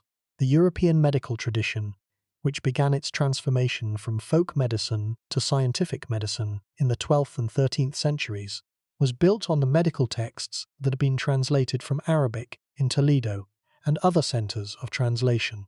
The European mathematical tradition, which would eventually produce the scientific revolution of the 16th and 17th centuries, was built on the mathematical knowledge that had been transmitted from the Islamic world through the libraries of Al-Andalus. The loss of the Cordoba library, therefore, had consequences that extended far beyond the immediate destruction of manuscripts. It affected the intellectual trajectory of all of Western civilization, because it delayed and diminished the transmission of knowledge from the Islamic world to the Latin West. If the library had survived intact, if its full collection had been available to the translators of Toledo and the scholars of medieval Europe, the transmission of knowledge would have been far more complete, far more rapid, and far more comprehensive than it actually was. Works that were lost in the destruction might have been translated into Latin, might have reached European scholars decades or centuries earlier, and might have accelerated the intellectual development of Europe in ways that are impossible to calculate. The optical works of Ibn al-Haytham provide a specific illustration of this dynamic. Ibn al-Haytham's Kitab al-Manazir, or Book of Optics, was one of the most important scientific works of the medieval world, a treatise that transformed the study of light and vision, and that laid the foundations for the modern science of optics. This work was translated into Latin in the 13th century and influenced the great European scientists of the late medieval and early modern periods, including Roger Bacon, John Peckham, and Johannes Kepler. But the transmission was delayed and incomplete. If the Cordoba library had survived, if copies of Ibn al-Haytham's work and related optical treatises had been available in Al-Andalus in the 11th and 12th centuries, the European engagement with Islamic optics might have begun decades earlier, potentially accelerating the development of experimental science in Europe. The question of what specific works were lost in the destruction of the Cordoba library is one of the most frustrating questions in medieval intellectual history. We know, from the accounts of medieval historians and bibliographers, that the library contained works by hundreds of authors on dozens of subjects. We can identify many of these works by title or by author because they are mentioned in the bibliographical works that survive from the medieval Islamic tradition. But we cannot read them because no copies survive. They are ghost texts, works whose existence is attested, but whose contents are unknown, works that flicker at the edges of our knowledge like shadows on a cave wall, visible enough to know that something was there, but too faint to tell us what it was. The bibliographical tradition of Al-Andalus provides tantalizing evidence for the scale and the diversity of the lost literary production. The great bibliographer Ibn al-Farabi, who died during the sack of Cordoba in 1013, produced a biographical dictionary of the scholars of Al-Andalus that documented hundreds of intellectual figures who had lived and worked in the peninsula. Many of the works attributed to these scholars have been lost, and the entries in Ibn al-Faradi's dictionary are sometimes the only evidence that those works ever existed. The irony that Ibn al-Faradi himself was killed in the very violence that destroyed so much of the knowledge he had spent his life documenting is one of the most poignant details in the story of the Cordoba library. Later bibliographers, including Ibn Bashkuwal and al-Dabi, continued the tradition of documenting the intellectual life of Al-Andalus, producing works that preserve the names and the titles of hundreds of scholars and works that would otherwise be completely unknown. These bibliographical works are invaluable for reconstructing the intellectual history of Al-Andalus, but they are also deeply frustrating because they tell us what was lost without telling us what the lost works contained. They are catalogues of absence, inventories of the void that was created by the destruction. The role of Jewish scholars in the preservation and the transmission of Andalusian learning deserves particular attention. The Jewish community of the Andalus had been a vital part of the intellectual life of the peninsula for centuries, and Jewish scholars had made important contributions to philosophy, medicine, astronomy, mathematics, and literary criticism. When the Almohad persecution forced the Jewish community out of Al-Andalus in the 12th century, Jewish scholars carried with them a body of knowledge that included not only their own intellectual traditions, but also elements of the broader Andalusian intellectual heritage. The role of Jewish translators in the transmission of Arabic learning to the Latin West was particularly important. In the translation workshops of Toledo and other cities, Jewish scholars often served as intermediaries, translating Arabic texts into Castilian or Hebrew, which were then translated into Latin by Christian scholars. This two-stage translation process was cumbersome, and it inevitably introduced some errors and distortions. But it was essential for the transmission of Arabic learning to Europe, because few Christian scholars knew Arabic well enough to translate directly from the original texts. The question of what the Cordoba library contained that has been entirely lost is a question that haunts scholars of medieval intellectual history.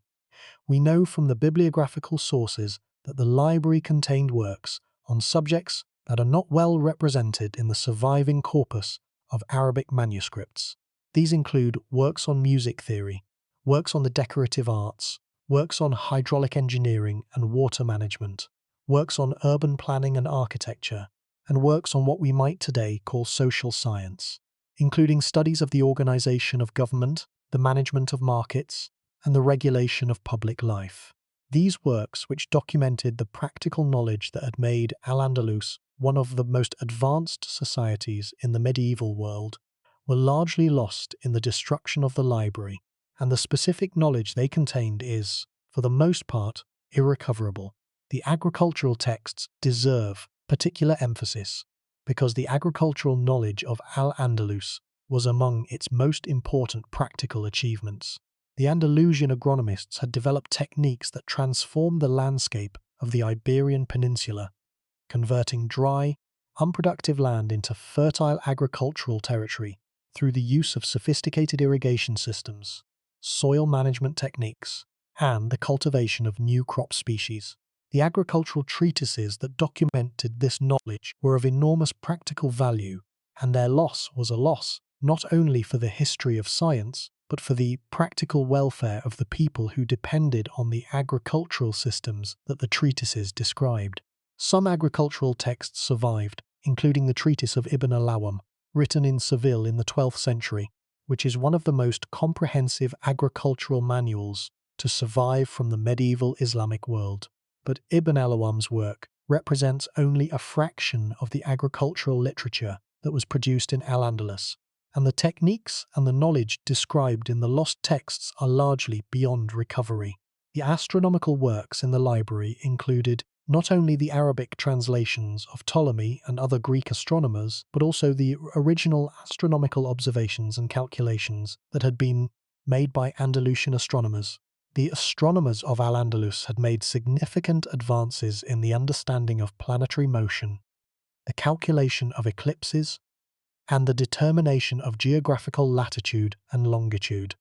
They had also developed astronomical instruments of great sophistication, including astrolabes and armillary spheres, that were used for both scientific observation and practical navigation.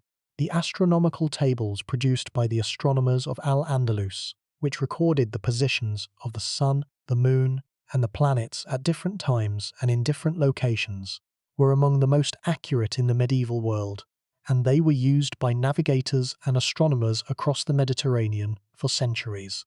The process by which the Reconquista, the Christian reconquest of the Iberian Peninsula, affected the survival and the transmission of Andalusian manuscripts is a complex and often contradictory story. In some cases, the Christian conquerors showed genuine respect for the intellectual heritage of the Muslim civilization they were replacing. The translation movement in Toledo is the most famous example of this respectful engagement, but similar translation activities took place in other cities as well, including Barcelona, Seville, and Palermo in Sicily. In other cases, the Christian conquerors destroyed or neglected the manuscripts they found, viewing them as relics of a heathen civilization that deserved to be forgotten. The fate of individual manuscripts depended on a variety of factors, including the attitude of the local Christian rulers, the presence of scholars who could read Arabic, and the perceived value of the manuscripts. Religious texts, particularly copies of the Quran, were often destroyed by Christian authorities who viewed them as objects of a false religion. Scientific and philosophical texts, by contrast, were sometimes preserved and translated because Christian scholars recognized their intellectual value and their practical utility. Medical texts were particularly sought after because the Islamic medical tradition was far in advance of anything available in Christian Europe day, and Christian physicians were eager to learn from their Muslim counterparts. The translation movement that followed the Christian reconquest of Iberian cities was not a single, coordinated project, but a series of independent initiatives that took place in different cities at different times, driven by the particular interests and the particular needs of the scholars and the patrons involved. The variety and the decentralization of these translation efforts meant that the process of transmission was uneven and incomplete. Some texts were translated multiple times by different translators, producing competing versions that sometimes disagreed with one another. Other texts were never translated at all, either because no translator with the appropriate expertise was available, or because the texts dealt with subjects that were not of interest to the Christian scholarly community. The fate of the poetic tradition of Al-Andalus illustrates the particular vulnerability of literary works to the processes of destruction and cultural change.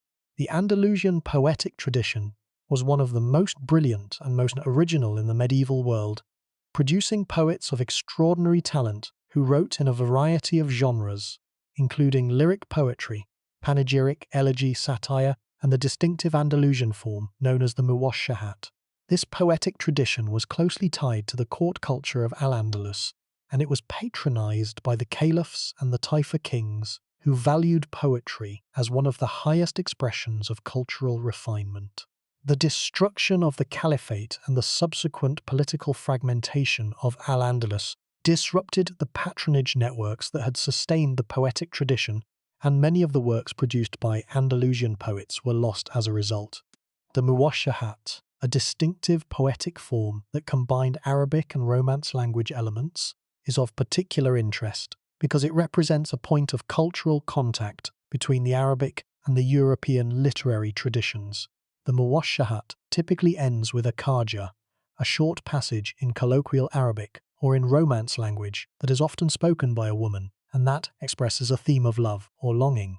The discovery of Romance language khajas in Arabic muwashshahat poems in the mid-20th century was one of the most important discoveries in the history of medieval literature, because it demonstrated that the literary traditions of the Arabic and the Romance worlds were not entirely separate, but were connected by a zone of cultural exchange that the Andalusian poets inhabited. The survival of specific Andalusian manuscripts in European collections provides concrete evidence for the paths by which knowledge was transmitted from the Islamic world to the Latin West. The Bodleian Library at Oxford, the Biblioteca Nacional de España in Madrid, the Bibliothèque Nationale de France in Paris, and the Vatican Library in Rome all contain Arabic manuscripts of Andalusian origin that have been the subject of scholarly study for centuries. These manuscripts, which include works on philosophy, science, medicine, and literature, represent the scattered remnants of the great Andalusian libraries, and their study provides valuable evidence for the content and the character of the intellectual tradition that the libraries sustained. The Escorial Library near Madrid contains one of the most important collections of Arabic manuscripts in Europe, many of which are of Andalusian origin. The collection includes scientific and philosophical works that were acquired by the Spanish crown after the Christian conquest of Granada in 1492, and it provides a unique window into the intellectual life of late medieval Al-Andalus. Some of the manuscripts in the Escorial collection may have been copies of works that were once in the Cordoba library, though the specific provenance of individual manuscripts is often difficult to establish with certainty. The role of Sicily in the transmission of Arabic learning to Europe is an important parallel to the Andalusian story. Sicily, which was under Muslim rule from the 9th to the 11th century and which was subsequently conquered by the Normans, served as another point of contact between the Islamic and the Christian intellectual worlds. The Norman kings of Sicily, like the Christian rulers of Toledo, patronized the translation of Arabic texts into Latin, and the translators who worked in Palermo produced Latin versions of important Arabic works that complemented and supplemented the translations produced in Spain. The parallel between the Sicilian and the Andalusian transmission routes demonstrates the importance of cultural contact zones, regions where different civilizations met and interacted in the transmission of knowledge across cultural boundaries. The specific case of Aristotle's works and their transmission through Al-Andalus illustrates the complex layers of loss and recovery that characterize the intellectual history of the medieval world. Aristotle's works were originally written in Greek in the 4th century before the Common Era. They were studied and commented upon by generations of Greek philosophers, including the great Neoplatonic commentators of late antiquity. They were translated into Syriac by Christian scholars in the Eastern Mediterranean. They were then translated from Syriac and Greek into Arabic by the scholars of the Baghdad translation movement in the 9th century.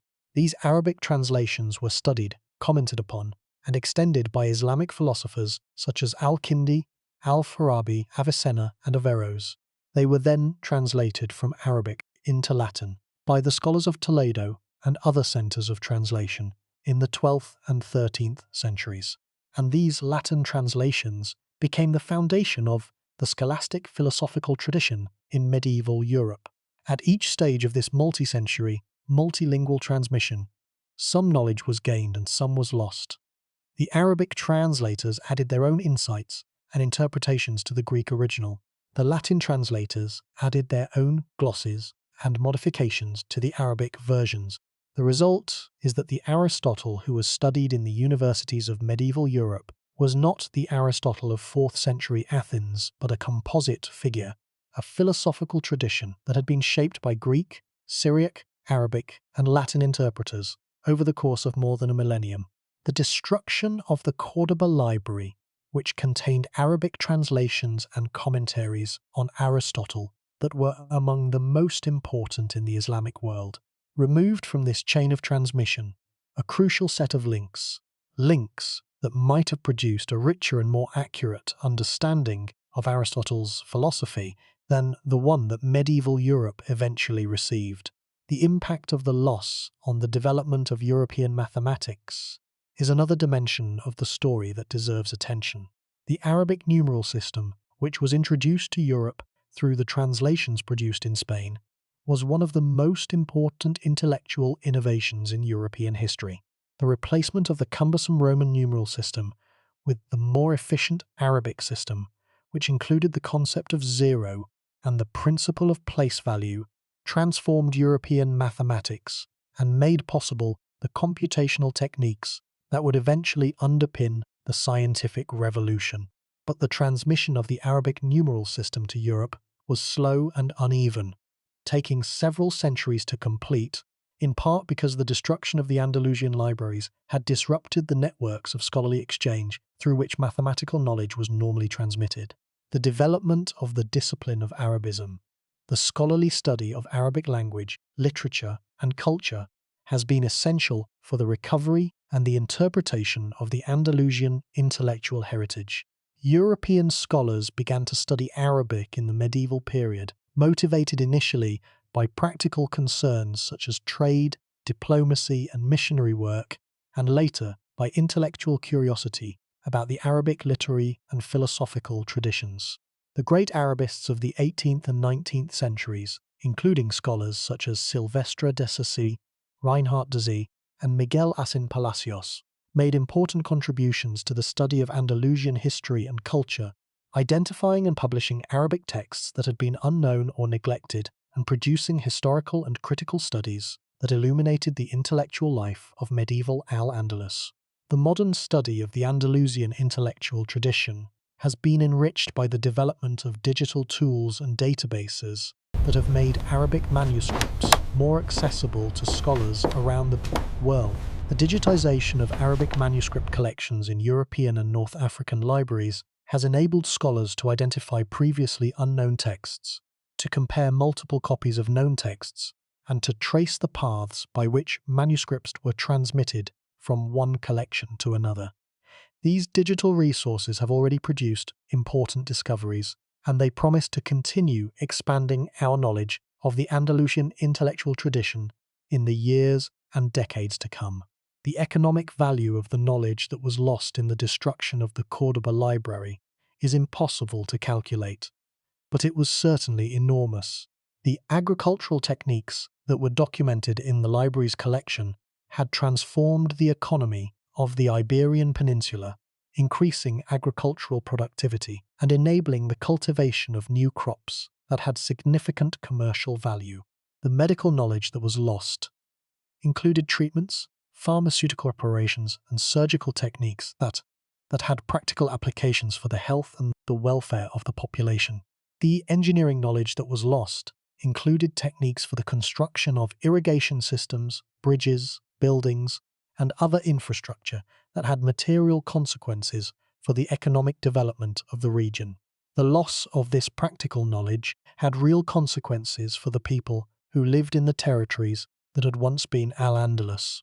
The decline of the irrigation systems that had been maintained by the Muslim population, the loss of agricultural techniques that had been adapted to the specific conditions of the Iberian landscape, and the disappearance of the medical and engineering expertise that had been one of the hallmarks of Andalusian civilization, all contributed to a decline in the material welfare of the population that followed the Christian conquest of the Muslim territories.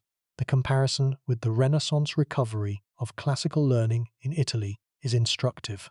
The Italian Renaissance, which began in the 14th century and reached its peak in the 15th and 16th centuries, was driven in part by the rediscovery and the reinterpretation of Greek and Roman texts that had been preserved in monastic libraries and in the libraries of the Byzantine Empire. The Renaissance scholars, the humanists, travelled across Europe and the Eastern Mediterranean in search of ancient manuscripts, and their discoveries transformed the intellectual and cultural life of Europe. But the Renaissance recovery was itself dependent on the earlier Arabic transmission, because many of the Greek texts that the Renaissance humanists rediscovered had first been preserved and studied by Islamic scholars, and the Latin translations that had been produced in Toledo and other centres of translation had already introduced much of the Greek philosophical and scientific heritage to European scholars. The question of how many unique texts were in the Cordoba library, as opposed to multiple copies of the same works, is a question that has important implications for our understanding of the scale of the loss. Medieval libraries typically contained multiple copies of important texts, and the figure of 400,000 volumes may include many duplicates. However, even accounting for duplication, the number of unique titles in the library was almost certainly very large, probably in the tens of thousands. The 44-volume catalogue, even if each entry was brief, could have contained listings for tens of thousands of individual titles, representing a body of literature of extraordinary scope and diversity. The question of what proportion of these unique titles has survived in some form is equally important. The surviving Arabic literary tradition, while vast, represents only a fraction of the total literary production of the medieval Islamic world. Many works that were known to medieval bibliographers, and that were certainly in the Cordoba library, have been lost entirely, leaving only their titles and their authors as evidence of their existence. The ongoing work of cataloguing Arabic manuscripts in collections around the world continues to produce occasional surprises, as previously unknown texts are identified and published, but the overall picture remains one of enormous loss. The contrast between the intellectual sophistication of 10th century Cordoba and the relative intellectual poverty of 10th century Christian Europe is one of the most striking features of the medieval period. While the scholars of Cordoba had access to hundreds of thousands of books covering every field of human knowledge, the scholars of Christian Europe worked with collections that rarely exceeded a few hundred volumes, most of which were religious texts. The gap was not merely quantitative, but qualitative. The Andalusian scholars had access to the full range of Greek philosophical and scientific knowledge, while the European scholars were limited to the fragments of classical learning that had been preserved in the monasteries. The destruction of the Cordoba library, by removing the most concentrated repository of this knowledge from the Western world, delayed the process by which European scholars gained access to the intellectual heritage of the classical world. The intellectual legacy of Al-Andalus in the modern world extends beyond the specific texts that survived the destruction. It includes the broader influence of Islamic civilization on the development of European culture, an influence that can be traced in the vocabulary, the architecture, the cuisine, the music, and the agricultural practices of modern Spain and, through Spain, of the broader Western world. The Spanish language contains approximately 4,000 words of Arabic origin, many of which entered the language during the period of Muslim rule in Iberia. Words such as algebra, algorithm, chemistry, zent nadir, azimuth, and almanac and cipher are all of Arabic origin, and their presence in the English and other European languages testifies to the intellectual debt that the Western world owes to the Islamic civilization of Al-Andalus. The agricultural legacy of Al-Andalus is still visible in the landscape of modern Spain, where the irrigation systems that were constructed by Muslim engineers continue to function, in some cases using the same channels and the same water distribution techniques that were developed over 1,000 years ago.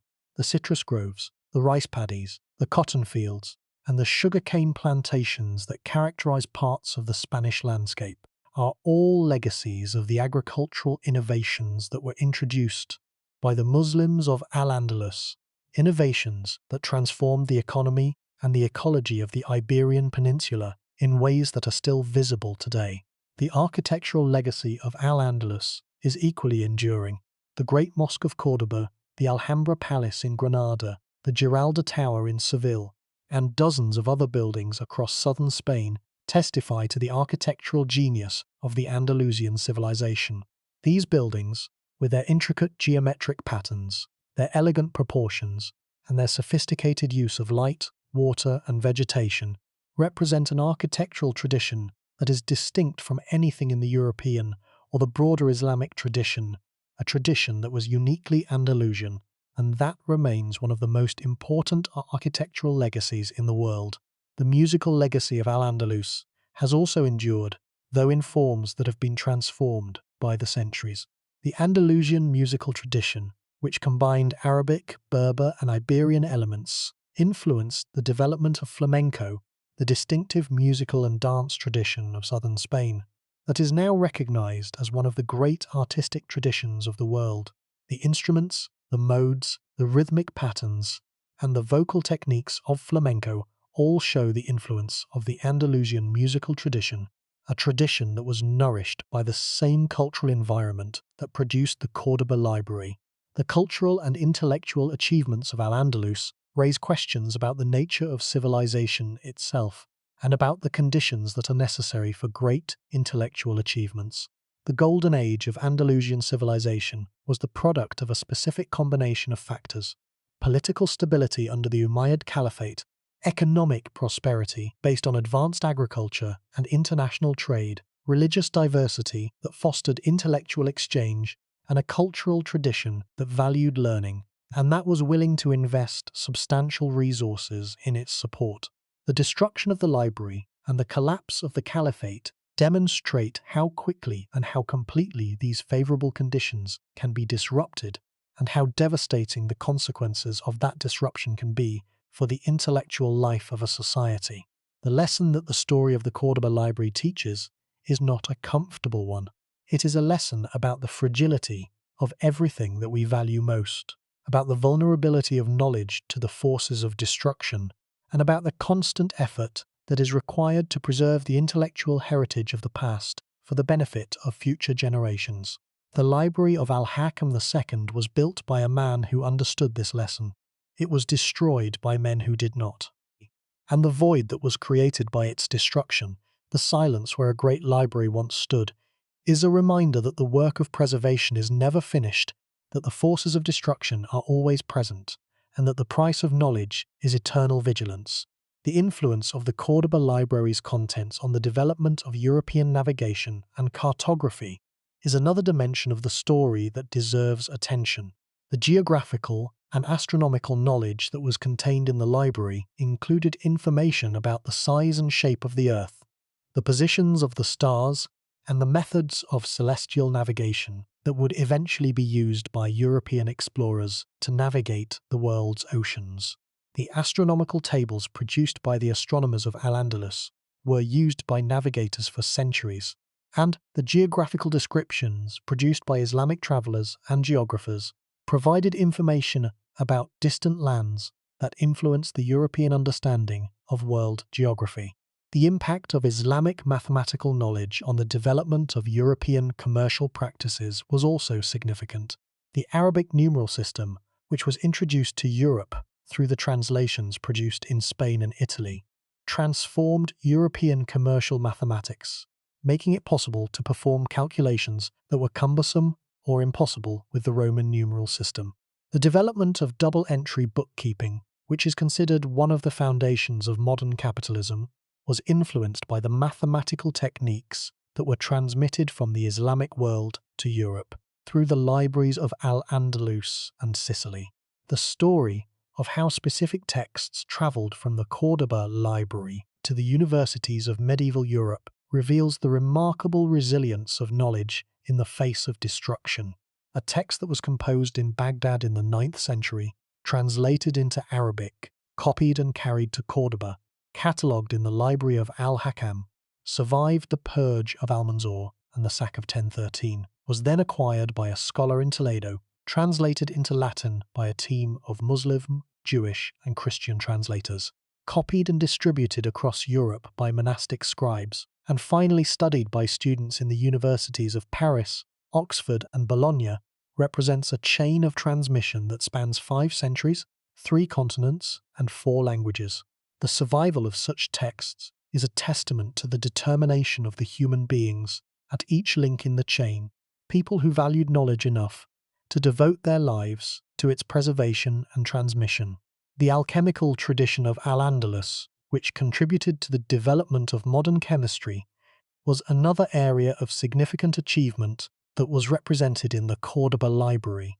The Andalusian alchemists, building on the work of Jabir ibn Hayyan and other Islamic alchemists, developed techniques of distillation, sublimation, crystallization, and chemical synthesis that laid the foundations for the modern discipline of chemistry. The alchemical texts in the Cordoba Library documented these techniques and the theoretical frameworks that underlay them, and their loss represented a significant gap in the history of the chemical sciences. The alchemical tradition, while it included elements that modern science would consider pseudoscientific, such as the search for the philosopher's stone and the transmutation of base metals into gold, also developed practical laboratory techniques and theoretical concepts that were genuinely productive and that contributed to the development of modern chemistry. The alchemists of Al-Andalus worked with apparatus and materials that anticipated the equipment of the modern chemical laboratory, including furnaces, retorts, flasks, filters, and a variety of chemical reagents. The documentation of these techniques in the treatises, held at the Cordoba Library, was of genuine scientific value, and its loss delayed the development of chemical knowledge in ways that are difficult to quantify, but that were certainly significant. The influence of the Cordoba Library extended to fields that are not typically associated with medieval Islamic scholarship. The Andalusian tradition of veterinary medicine, for example, produced treatises on the care and treatment of horses and other animals that were among the most advanced in the medieval world. These texts, which documented the diagnosis and treatment of animal diseases, the principles of animal husbandry, and the techniques of horseback riding and equestrian training, were of considerable practical value in a society that depended heavily on horses for transportation, warfare, and agriculture. The loss of these veterinary texts in the destruction of the library was a loss of practical knowledge that had real consequences for the welfare of animals and for the economic productivity of the societies that depended on them.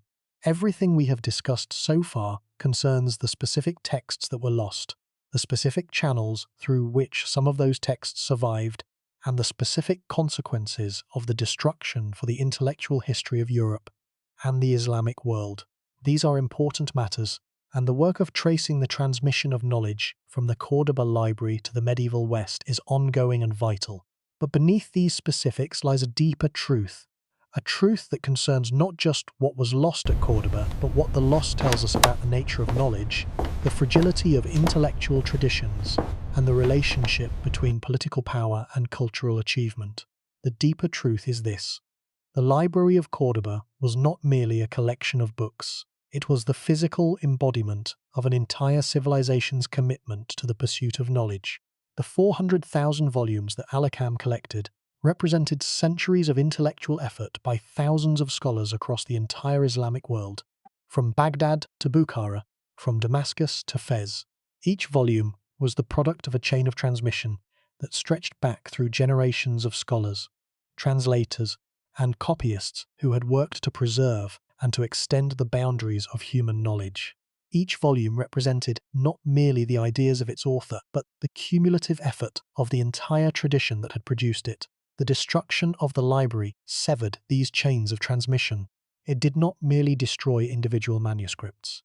It disrupted the processes by which knowledge was produced, preserved, and transmitted across generations and across cultures. The library had been a node in a vast network of intellectual exchange that connected the scholars of Al-Andalus to the broader Islamic world, and, through the work of translators and intermediaries, to the emerging intellectual culture of Christian Europe. When the node was destroyed, the network was disrupted, and the flow of knowledge that had passed through it was impeded. This is not science fiction. This is a documented historical fact, and its consequences can be traced in the intellectual history of Europe for centuries. The delayed reception of Aristotle's works in the Latin West, the incomplete transmission of Islamic scientific knowledge, the fragmentary nature of the Latin translations that were produced in Toledo, all of these can be traced, at least in part, to the destruction of the Cordoba Library and the collapse of the civilization that had produced it. The European intellectual tradition that emerged from the medieval period was not built on the complete heritage of classical and Islamic learning. It was built on fragments, on selected portions of a much larger body of knowledge that had been filtered through the double catastrophe of the library's destruction and the imperfect process of translation. Something is wrong with our assumptions about the intellectual history of the West. The standard narrative presents the history of Western thought as a continuous tradition stretching from ancient Greece through Rome to medieval Christendom and finally to the modern world, a tradition in which the key moments are the flowering of Greek philosophy, the preservation of that philosophy by the Romans, its rediscovery during the Renaissance, and its subsequent development into the modern scientific and philosophical traditions. This narrative is not wrong, but it is incomplete. It omits the crucial role played by the Islamic world, and by Al-Andalus in particular, in preserving, extending, and transmitting the intellectual heritage of the classical world, and it conceals the devastating loss that occurred when the institutions of Islamic learning in Al-Andalus, including the Library of Cordoba, were destroyed. The concept of intellectual infrastructure helps to illuminate the nature of the loss. A library is not merely a collection of objects. It is a piece of infrastructure, a system that organizes, stores, and provides access to knowledge in a way that makes it useful to scholars and students. The Cordoba Library, with its 44-volume catalogue, its staff of librarians and scribes, its organized classification of subjects, and its systems for lending and copying manuscripts, was a sophisticated piece of intellectual infrastructure that had taken decades to build, and that could not be easily replaced. When the library was destroyed, it was not just the manuscripts that were lost. It was the infrastructure, the systems, and the expertise that had made the manuscripts accessible and useful to the scholarly community. Let that sink in. The knowledge contained in the manuscripts was important, but the systems that organized that knowledge and made it accessible were equally important. A library is not merely the sum of its books. It is the sum of its books plus the systems, the people, and the institutions that enable those books to be found, read, understood, and used. The destruction of the Cordoba Library destroyed all of these things: the books, the catalogues, the systems, the expertise, and the community of scholars that had used them, leaving behind only scattered fragments that could never fully reconstitute the whole. The role of political power in the destruction of the library is one of the most important themes of this story. The library was created by political power, by the wealth and the patronage of the Umayyad caliphs. It was first damaged by political power, by Almanzor's ideological purge, and it was finally destroyed by political power, by the civil wars that tore the caliphate apart. The pattern is clear. Intellectual institutions are created during periods of political stability and cultural investment, and they are destroyed during periods of political upheaval and cultural conflict. The Library of Cordoba was the product of a specific political order, and when that order collapsed, the library collapsed with it. This pattern has repeated itself throughout history. The Library of Alexandria was damaged during periods of political instability in Roman Egypt. The House of Wisdom in Baghdad was destroyed when the Mongol armies conquered the city. The monasteries of medieval England were dissolved when Henry VIII broke with Rome.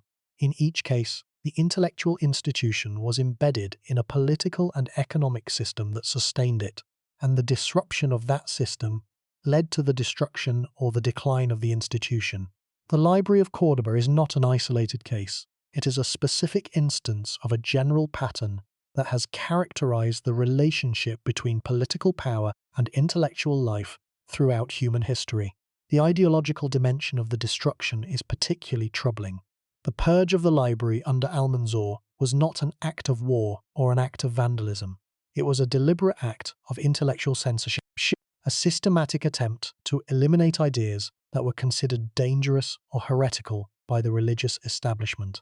The books that were not burned because they were valueless or because they were in the way. They were burned because of what they said, because the ideas they contained were judged to be incompatible with the prevailing religious orthodoxy. The burning of the philosophical and scientific works of the library was in effect an attempt to control the boundaries of acceptable thought, to impose limits on what could be known and what could be said. This kind of ideological censorship is one of the most destructive forces in the history of human knowledge. The destruction of books for ideological reasons is qualitatively different from the destruction of books by accident or by war.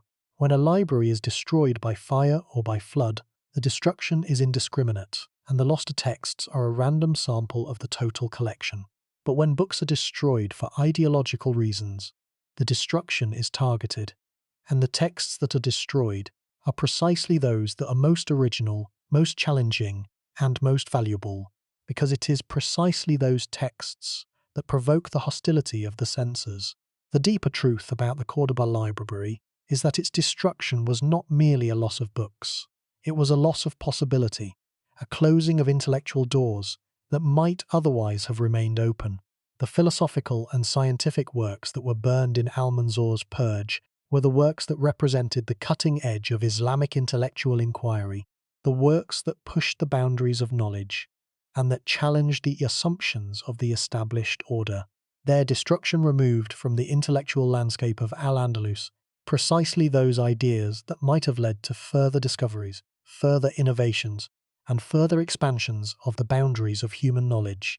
The modern world's engagement with the legacy of the Cordoba Library has been shaped by the political and cultural circumstances of the modern era. The history of Al-Andalus has been the subject of intense debate among historians, with some emphasizing the tolerance and the cultural achievement of Islamic Spain, and others emphasizing the conflicts and the inequalities that also characterized the society. The legacy of the Cordoba Library has been claimed by multiple political and cultural narratives, from the celebration of Islamic civilization's contributions to world culture to the more specific arguments about the relationship between Islam and the West. The destruction of the library has been used as evidence for various arguments about the nature of Islam, the nature of civilization, and the nature of knowledge, arguments that often reveal more about the politics of the present than about the history of the past. The recovery of the intellectual heritage of the Cordoba Library is an ongoing project that involves scholars from multiple disciplines and multiple countries. The surviving manuscripts of the Andalusian intellectual tradition, preserved in libraries and private collections across North Africa, the Middle East, and Europe, are being catalogued, digitized, studied, and published in increasing numbers. New discoveries continue to be made as scholars identify previously unknown texts or previously unknown copies of known texts in collections that have not been fully explored. Each new discovery adds a piece to the puzzle of what the Cordoba Library contained and what was lost in its destruction. But the puzzle can never be completed. The manuscripts that were destroyed in Almanzor's purge and in the sack of 1013 are gone forever. The knowledge they contained, the specific ideas, the specific arguments, the specific insights of the scholars who wrote them, cannot be reconstructed from the fragments that survive. The void at the center of the story, the absence where the library once stood, is permanent and irreducible. What we have is a partial record, a collection of fragments and echoes that hint at the full scope of what was lost, but that can never fully reveal it. The destruction of the Cordoba Library also raises profound questions about the relationship between knowledge and identity. The library was not merely a collection of books. It was a symbol of the cultural identity of Al-Andalus, a physical embodiment of the civilization's commitment to learning and its belief in the value of intellectual inquiry. The destruction of the library was therefore not merely a loss of knowledge. It was a blow to the cultural identity of the people who had built it, a negation of the values and the aspirations that the library represented. This dimension of the loss is particularly significant because the destruction of the Cordoba Library was followed by a broader process of cultural erasure in which the intellectual and cultural achievements of Islamic Spain were progressively minimized, marginalized, and forgotten in the historical narratives of the Christian kingdoms that inherited the peninsula. The Reconquista, the centuries-long process by which the Christian kingdoms of northern Spain gradually conquered the Muslim territories of the south, was accompanied by a systematic effort to replace the cultural institutions and the cultural memory of Islamic Spain with Christian alternatives. Mosques were converted into churches, Arabic place names were replaced with Spanish ones. The Arabic language, which had been the language of science, philosophy, and high culture in Al-Andalus for centuries, was gradually displaced by Castilian and other Romance languages. The result of this process of cultural erasure is that the intellectual achievements of Al-Andalus have been largely absent from the standard narratives of Western intellectual history. The contributions of Islamic scholars to the development of Western science, philosophy, and medicine have been minimized or ignored, and the role of the Cordoba Library in the preservation and the transmission of the intellectual heritage of the classical world has been largely forgotten. The recovery of the Andalusian intellectual heritage is therefore not merely a matter of historical curiosity. It is a matter of historical justice, a correction of a narrative that has systematically undervalued the contributions of a non-Western civilization to the development of Western thought. The parallels between the destruction of the Cordoba library and other great losses of knowledge in human history are instructive. The burning of the Library of Alexandria, the destruction of the House of Wisdom in Baghdad, the burning of the Maya codices by the Spanish missionaries in the Americas, the destruction of the monastic libraries of Nalanda and Vikrishmashila in India, all of these represent instances of the same fundamental pattern, the destruction of accumulated knowledge by forces that do not understand its value or that actively oppose it. The recurrence of this pattern across different civilizations, different centuries, and different continents suggests that the destruction of knowledge is not an aberration but a persistent feature of human history, a feature that reflects fundamental tensions between the forces of creation and the forces of destruction, between the human desire to know and the human capacity for violence. The modern relevance of the Cordoba Library's story is difficult to overstate. In an age of digital information, when knowledge is produced and distributed on a scale that dwarfs anything in the medieval world, the lesson of the Cordoba Library remains urgent. The institutions that produce and preserve knowledge are still vulnerable to the forces that destroyed the Library of Al-Hakam. Political instability, ideological censorship, military violence, and the indifference of societies that take the existence of knowledge for granted. The digital medium, for all its advantages, has its own vulnerabilities. Server failures, format obsolescence, corporate bankruptcies, government censorship, and the sheer fragility of electronic systems that depend on constant maintenance and a continuous supply of electrical power. The intellectual consequences of the library's destruction were not limited to the immediate loss of manuscripts. They extended to the broader intellectual climate of Al-Andalus, which shifted decisively in the direction of religious conservatism after the fall of the Caliphate. The Taifa period, despite its political fragmentation, had maintained a vibrant intellectual culture, but the subsequent invasions of the Almoravids and the Almohads, Berber dynasties from North Africa who conquered Al-Andalus in the 11th and 12th centuries, brought a more austere and more conservative interpretation of Islam to the peninsula that was hostile to the philosophical and scientific traditions that had flourished under the Umayyads. The condemnation of Averroes by the Almohad Caliph in 1195 was the most dramatic expression of this shift, but it was part of a broader pattern of intellectual repression that gradually extinguished the philosophical and scientific traditions that had been one of the glories of Andalusian civilization. The loss of the Cordoba Library must therefore be understood not merely as a single event, but as part of a longer process of intellectual decline that transformed Al-Andalus from one of the most intellectually vibrant societies in the world to one that was increasingly hostile to the free inquiry that had characterized its golden age.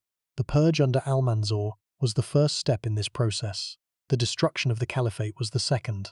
The Almoravid and Almohad invasions were the third. And the final Christian conquest of Granada in 1492 was the last, ending the 8th century presence of Islam on the Iberian Peninsula and completing the cultural transformation that had begun with the fall of the Umayyad Caliphate. The irony of this process is that the philosophical and scientific works that were most vigorously suppressed in Al-Andalus were precisely those that had the greatest impact on the intellectual development of Europe. The works of Aristotle, translated from Arabic into Latin, sparked a philosophical revolution in medieval Europe. The medical works of Galen and Avicenna, transmitted through Arabic translations, transformed European medical practice. The mathematical works of Al-Khwarizmi and other Islamic mathematicians, transmitted through the libraries of Al-Andalus, laid the foundations for the scientific revolution. The ideas that were deemed too dangerous for Al-Andalus became the intellectual foundations of the European tradition. Let that sink in. The very works that were burned in the squares of Cordoba, the very books that were condemned as heretical by the religious establishment of Al-Andalus, were the works that would eventually transform the intellectual life of Europe, and that would lay the foundations for the modern scientific worldview.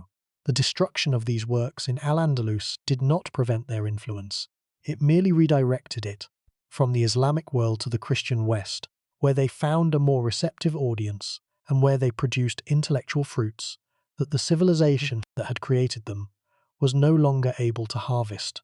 The question of whether the destruction of the Cordoba library delayed the scientific revolution in Europe is a question that historians have debated without reaching consensus. Some scholars argue that the loss of the library and the broader disruption of the Andalusian intellectual tradition delayed the European reception of Greek and Islamic scientific knowledge by decades or even centuries, and that this delay had significant consequences for the development of European science.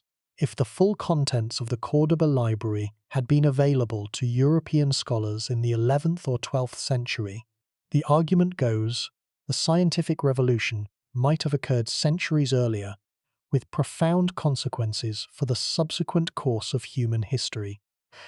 Other scholars are more cautious, arguing that the relationship between the availability of texts and the progress of science is not straightforward, and that the scientific revolution depended on a complex set of social, economic, and institutional factors that cannot be reduced to the availability of any particular set of texts. The scientific revolution, these scholars argue, required not only the knowledge contained in Greek and Islamic texts, but also the development of new institutions, new methods of inquiry, and new social attitudes toward the pursuit of knowledge that took centuries to emerge, and that could not have been accelerated simply by the earlier availability of certain texts.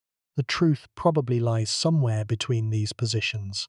The destruction of the Cordoba library certainly delayed the European reception of some important texts, and this delay may have had consequences for the development of specific scientific disciplines. But the scientific revolution was a complex phenomenon that depended on many factors, and it would be an oversimplification to attribute its timing to the fate of any single library or any single set of texts. The philosophical contributions of Al-Andalus to the development of Western thought deserve a more detailed consideration.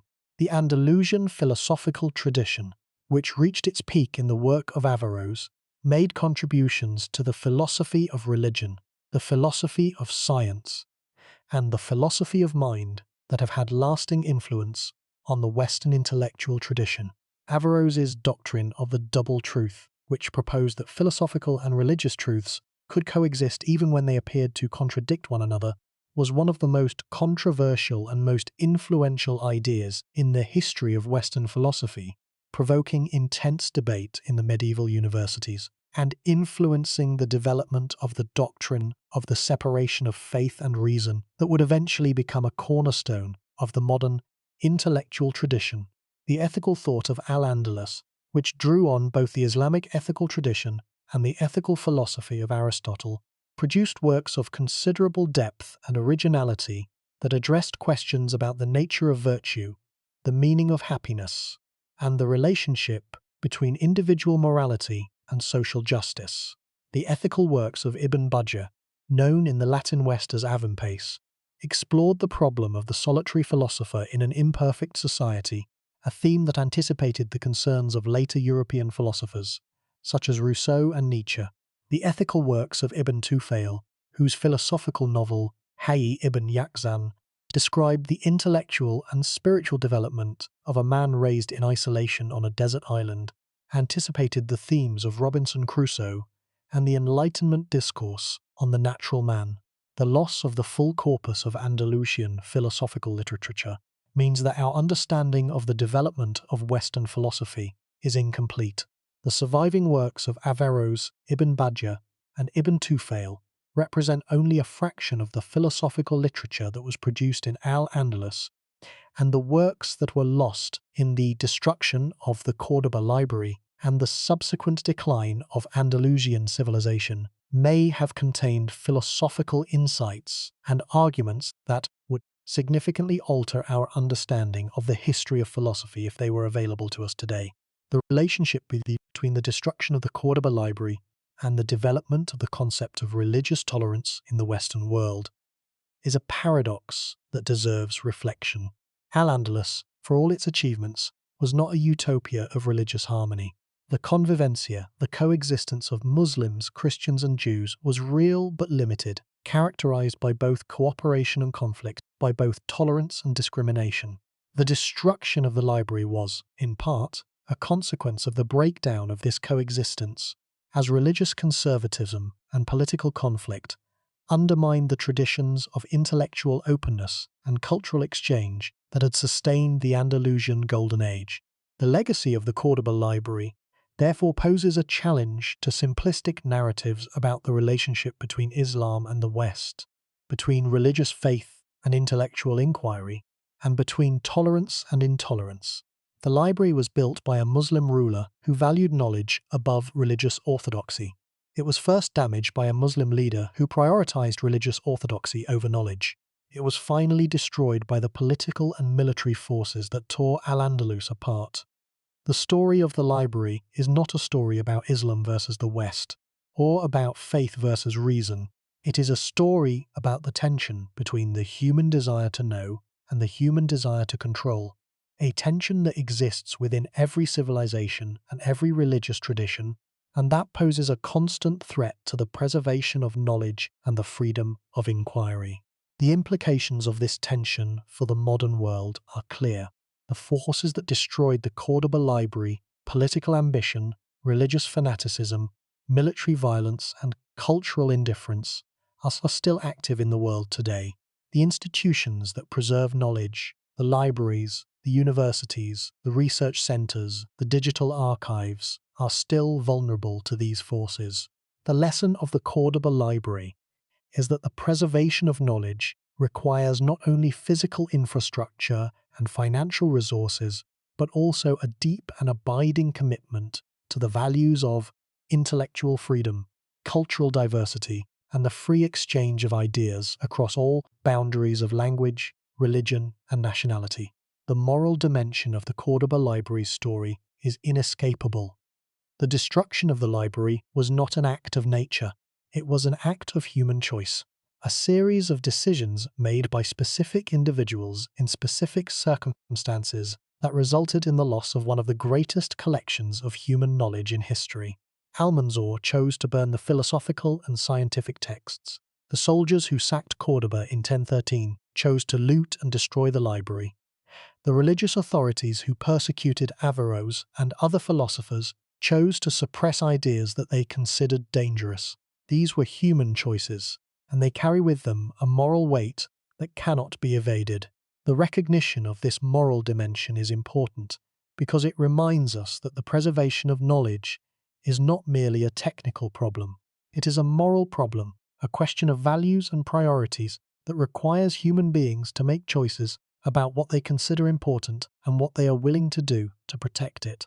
The monks of medieval Europe, who spent their lives copying manuscripts in cold scriptoria, understood this.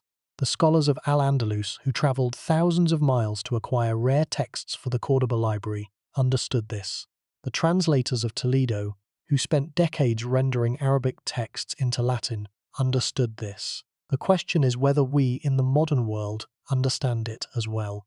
The preservation of the Andalusian intellectual heritage is not merely a project for specialists and academics. It is a project for all of humanity, because the knowledge that was produced in Al-Andalus belongs to all of humanity. The philosophical insights of Averroes, the medical discoveries of Al-Zahrawi, the mathematical innovations of Maslama al-Madriti, the poetic achievements of the Andalusian poets, these are not merely Andalusian achievements or Islamic achievements. They are human achievements, contributions to the common heritage of knowledge and understanding that belongs to every person on earth. The destruction of the Cordoba Library was a loss for all of humanity, and the preservation of what survives is a responsibility that falls on all of humanity. The comparison between the fate of the Cordoba Library and the survival of other medieval libraries is instructive. The Vatican Library, which was established in the 15th century, and which has been maintained continuously since then, has survived because it has been housed in the centre of a stable political and religious institution that has been committed to its preservation for over 500 years. The Bodleian Library at Oxford, founded in 1602, has survived because it has been embedded in a stable university system that has maintained a continuous commitment to learning and to the preservation of its collections. These libraries have survived not because their manuscripts are intrinsically more durable than the manuscripts of the Cordoba library, but because the political, economic, and cultural conditions that sustain them have remained favorable. The Cordoba library, by contrast, was sustained by a political order that proved to be fragile and by a cultural tradition that was ultimately overwhelmed by forces that were hostile to it. The library's destruction was not the result of a deficiency in its manuscripts, its catalogues, or its physical infrastructure. It was the result of a deficiency in the political and cultural conditions that were necessary for its survival. The lesson is clear. The preservation of knowledge depends not merely on the quality of the manuscripts or the strength of the buildings, but on the stability and the commitment of the society that maintains them. A society that values knowledge will find ways to preserve it, even in the face of adversity. A society that is indifferent to knowledge, or that actively opposes certain forms of knowledge, will allow its intellectual heritage to decay and will eventually lose it. The story of the Cordoba Library is a story about the consequences of that indifference, about what happens when a society that once valued knowledge above all else allows its commitment to learning to be undermined by political ambition, religious fanaticism, and the brutal calculus of military power. The institutions of knowledge are only as strong as the society's will to sustain them, and when that will falters, the consequences are swift, devastating, and irreversible. What does the destruction of the Library of Cordoba mean for our understanding of the history of human knowledge? What does it tell us about the fragility of intellectual traditions, the role of political power in the preservation and the destruction of knowledge, and the responsibilities of the present generation toward the achievements of the past? The first implication is a recognition of the essential role that the Islamic world played in the preservation and the transmission of the intellectual heritage of the classical world. The standard narrative of Western intellectual history, which traces the tradition from Greece to Rome to medieval Christendom to the modern world, is incomplete without the recognition that the Islamic world, and Al-Andalus in particular, served as a crucial bridge between the ancient and the modern worlds, preserving the works of Greek philosophy, science, and medicine at a time when they were largely forgotten in Europe, and transmitting them to the Latin West through the work of translators and scholars. This recognition is not merely a matter of historical accuracy, it is a matter of cultural understanding. The intellectual heritage of the modern West is not exclusively Western in origin. It is a composite heritage built on the contributions of multiple civilizations, including the Greek, the Roman, the Islamic, the Indian, and the Chinese. The destruction of the Cordoba Library was a loss not merely for the Islamic world or for Spain, but for all of humanity, because the knowledge it contained was the common property of all civilizations, and its loss diminished the intellectual heritage of the entire human species. There is a pause worth taking here. Think about the scholars of Al-Andalus, the Muslim philosophers who studied Aristotle, the Jewish physicians who practiced medicine, the Christian translators who rendered Arabic texts into Latin. These were people who crossed cultural and religious boundaries in the pursuit of knowledge, people who recognized that truth is not the exclusive property of any one faith or any one civilization, people who believed that the pursuit of understanding is a universal human endeavor that transcends the divisions of language, religion, and ethnicity. The Library of Cordoba was the physical embodiment of that belief, a place where the intellectual traditions of Greece, Persia, India, and Arabia converged and interacted, producing new knowledge that no single tradition could have produced alone. The destruction of the library was, in a sense, a betrayal of that ideal.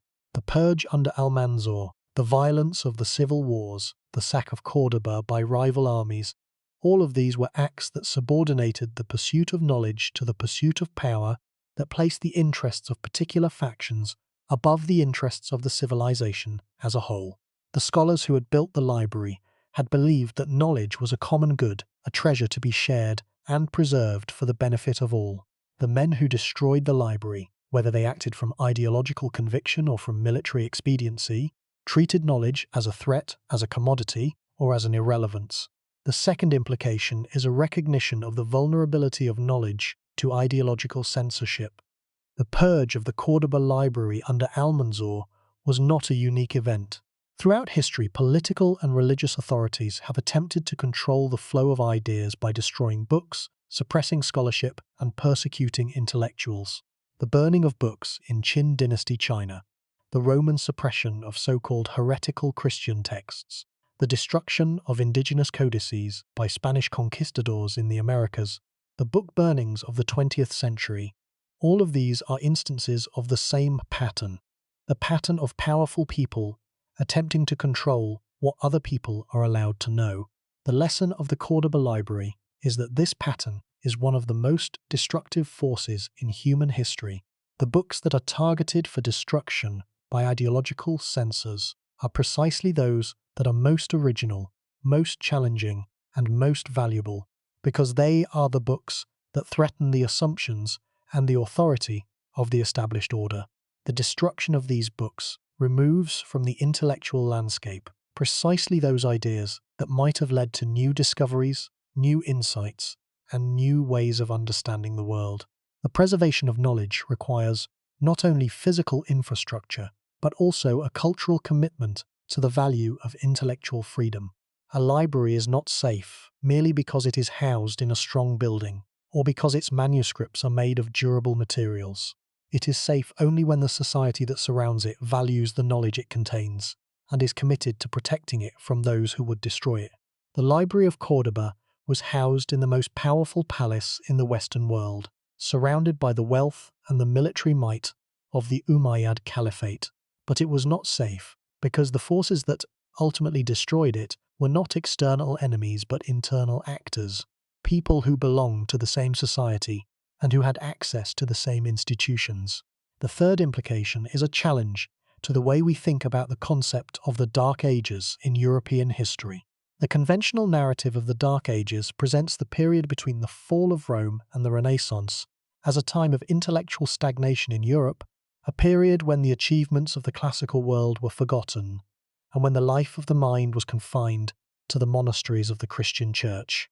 This narrative is misleading in multiple ways, but it is particularly misleading in its omission of the intellectual achievements of the Islamic world, which experienced its own golden age during the very centuries that Europe is supposed to have been in darkness. The Library of Cordoba, built at the height of this golden age, is a powerful reminder that the medieval world was not uniformly dark, that some societies were producing and preserving knowledge on an enormous scale at the very time when others were struggling to maintain even basic literacy.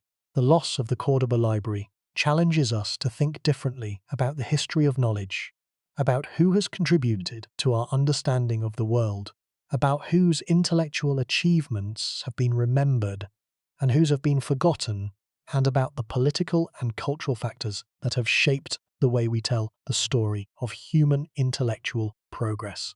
The environmental dimensions of the Cordoba Library's story are worth noting. The paper that was used to produce the manuscripts in the library was made from linen and cotton rags, processed in water-powered mills that operated along the rivers of Al-Andalus. This paper was of high quality, durable, and smooth, and it has proven to be extraordinarily long-lasting in favourable conditions.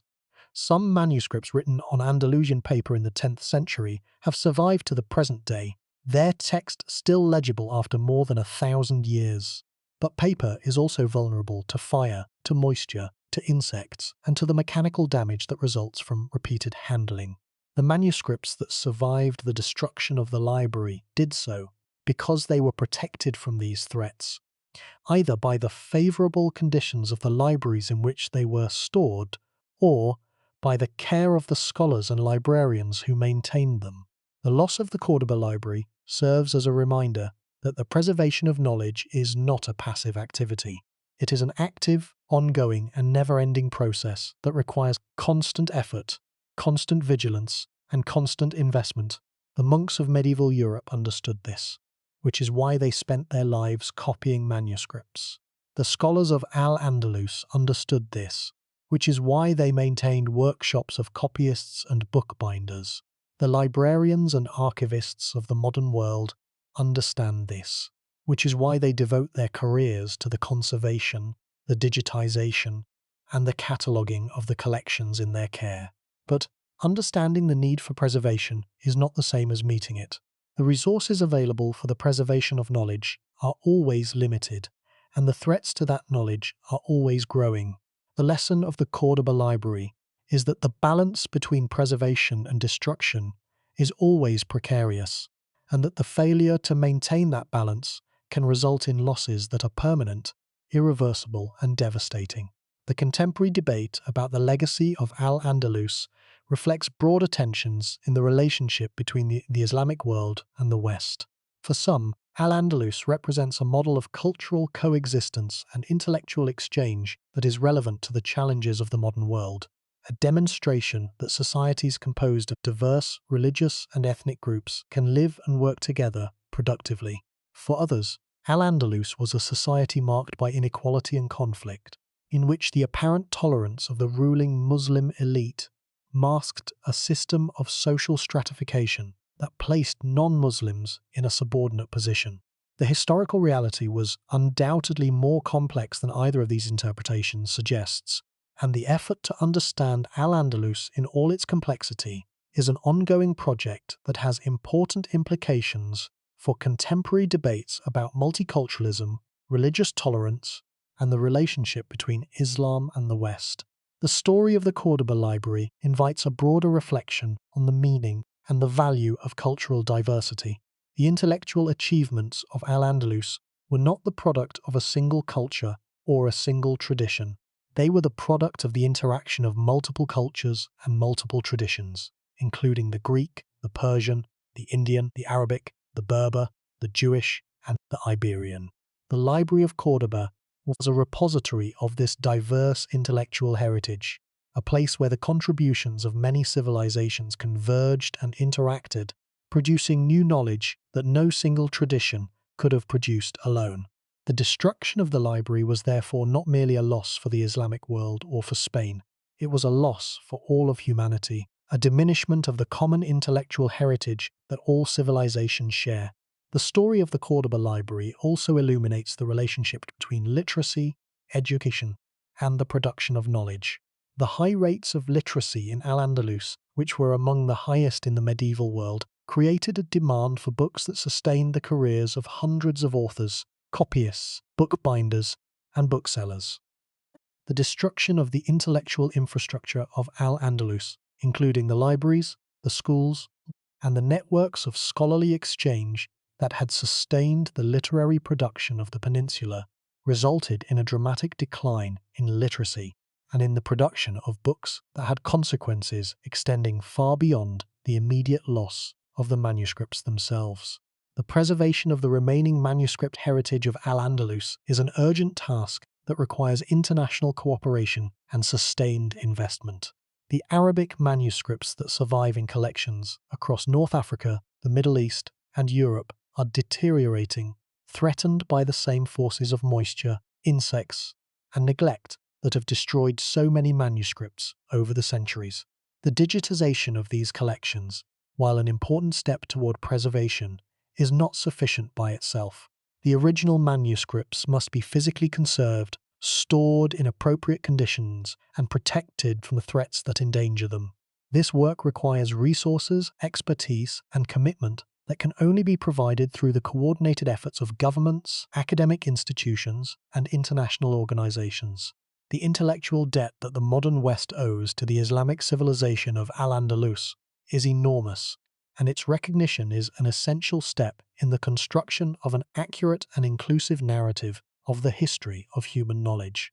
The story of Western civilization cannot be told honestly without acknowledging the crucial role that the Islamic world played in preserving, extending, and transmitting the intellectual heritage of antiquity. And the story of the loss of the Cordoba Library must be told as part of that larger narrative, as a reminder of what was sacrificed and what might have been if the forces of destruction had not prevailed over the forces of preservation, and as a call to ensure that such destruction is never again permitted to occur unchallenged or unremembered. The ruins of Madinat al-Zahra, the palace city of the Umayyad caliphs, stand outside the modern city of Cordoba, their broken columns and shattered mosaics testifying to the magnificence of the civilization that built them and to the violence that destroyed them. The great Mosque of Cordoba, with its forest of double arches and its alternating bands of red and white stone, still stands in the heart of the city, now serving as a Christian cathedral, a physical reminder of the cultural transformation that swept across the peninsula in the centuries after the fall of the caliphate. But the library is gone. No trace of it remains. No building, no shelf, no catalogue, no manuscript that can be definitively identified as having belonged to the collection of Al-Hakam II. What remains is the legacy, diminished and fragmentary, but not entirely extinguished.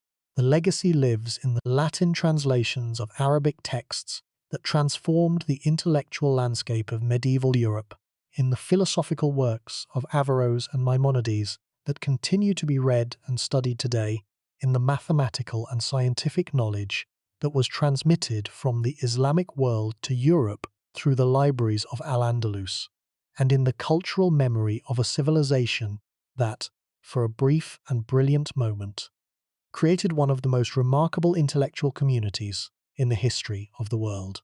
The story of the Cordoba Library is a story about the power of knowledge and the cost of its destruction. It is a story about a ruler who loved books and who devoted the resources of a kingdom to the pursuit of learning. It is a story about a civilization that valued knowledge above power, that believed in the free exchange of ideas across cultural and religious boundaries, and that created institutions of extraordinary sophistication and ambition to support the life of the mind. And it is a story about the forces that destroyed what that civilization had built: the political ambition, the religious fanaticism, the military violence, and the sheer human capacity for destruction that, in a matter of decades, reduced one of the greatest libraries in history to scattered fragments and ashes. The Library of Cordoba contained 400,000 volumes. The catalogue filled 44 volumes. The scholars who used the library came from every corner of the Islamic world and from every religious community in Al-Andalus: Muslims, Christians, and Jews who crossed the boundaries of faith in the pursuit of understanding. The manuscripts that filled the shelves of the library contained the accumulated wisdom of the Greek, Persian, Indian, and Islamic intellectual traditions, the most comprehensive collection of human knowledge in the Western world. The purge came first, then the civil wars, then the sack, and then the silence. The silence that followed the destruction of the Library of Cordoba was not the silence of peace. It was the silence of absence, the silence of knowledge that no longer exists, of books that no longer speak, of ideas that no longer circulate in the minds of scholars and students. It is a silence that endures to this day, a void at the center of the intellectual history of the West that can never be completely filled. Every manuscript that survived the destruction is a bridge across that void, a thin thread connecting the present to the past, the modern world to the medieval, the Latin West to the Arabic East. Every translation that was made in Toledo, every commentary that was written by Averroes, every medical text that was produced by al-Zahrawi, every mathematical treatise that was transmitted from Al-Andalus to Europe is a fragment of the lost library, a piece of the vast collection that Al-Hakam assembled and that the forces of history destroyed. These fragments are precious. They have shaped the course of Western civilization in ways that are often invisible but always profound. But they are only fragments. The full library, the complete collection, the 44-volume catalogue, the organized system of knowledge that made Cordoba the intellectual capital of the Western world is gone. The city of Cordoba stands on the banks of the Guadalquivir River, its narrow streets and whitewashed houses giving little hint of the metropolis that once occupied the site. The call to prayer no longer echoes from the minaret of the great mosque. The bookshops that once lined the streets near the mosque are gone. The scholars who once debated philosophy and science in the courtyards of the caliphal palace are gone. But the questions they asked, the questions about the nature of reality, the foundations of knowledge, the meaning of truth, and the relationship between faith and reason, are still being asked. and the answers they found, preserved in the fragments that survived the destruction, continue to shape the way we think about the world. The ruins stand in the Spanish sun. The books are ash and memory. The knowledge that was once housed in a single magnificent library is now scattered across 1,000 collections in 100 countries, incomplete, fragmentary, and forever marked by the absence of what was lost. But it endures. Diminished, scattered, and incomplete, the intellectual heritage of the Cordoba Library endures, a testament to the human commitment to knowledge and a warning of the cost of its destruction. The 44 volumes of the catalogue are gone. But the story they told, the story of a civilization that believed that knowledge was the highest treasure, is a story that must not be forgotten, because if it is forgotten, the silence wins. Every text that was translated in Toledo, every manuscript that was carried to safety by a fleeing scholar, every copy that was made by a diligent scribe, is a thread connecting the modern world to the lost library of Cordoba.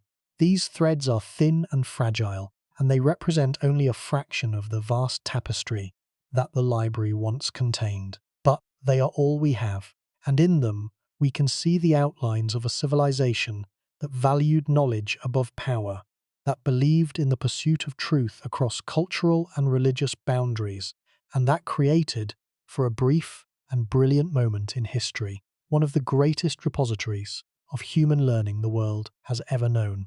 The 400,000 volumes are gone. The 44-volume catalogue is gone. The bookshops near the Great Mosque are gone. The scholars who debated philosophy in the courtyards of the Caliphal Palace are gone. But the knowledge they sought, the truth they pursued, the understanding they valued above all else, these things endure. They endure in every library, every university, every laboratory, and every scholar's study, where the pursuit of knowledge continues. They endure in every translation, every commentary, every critical edition, and every scholarly article that adds to our understanding of the intellectual heritage of Al-Andalus. And they endure in the simple, stubborn, indestructible human conviction that knowledge is worth having, that understanding is worth pursuing, and that the truth, once found, is worth preserving, no matter the cost.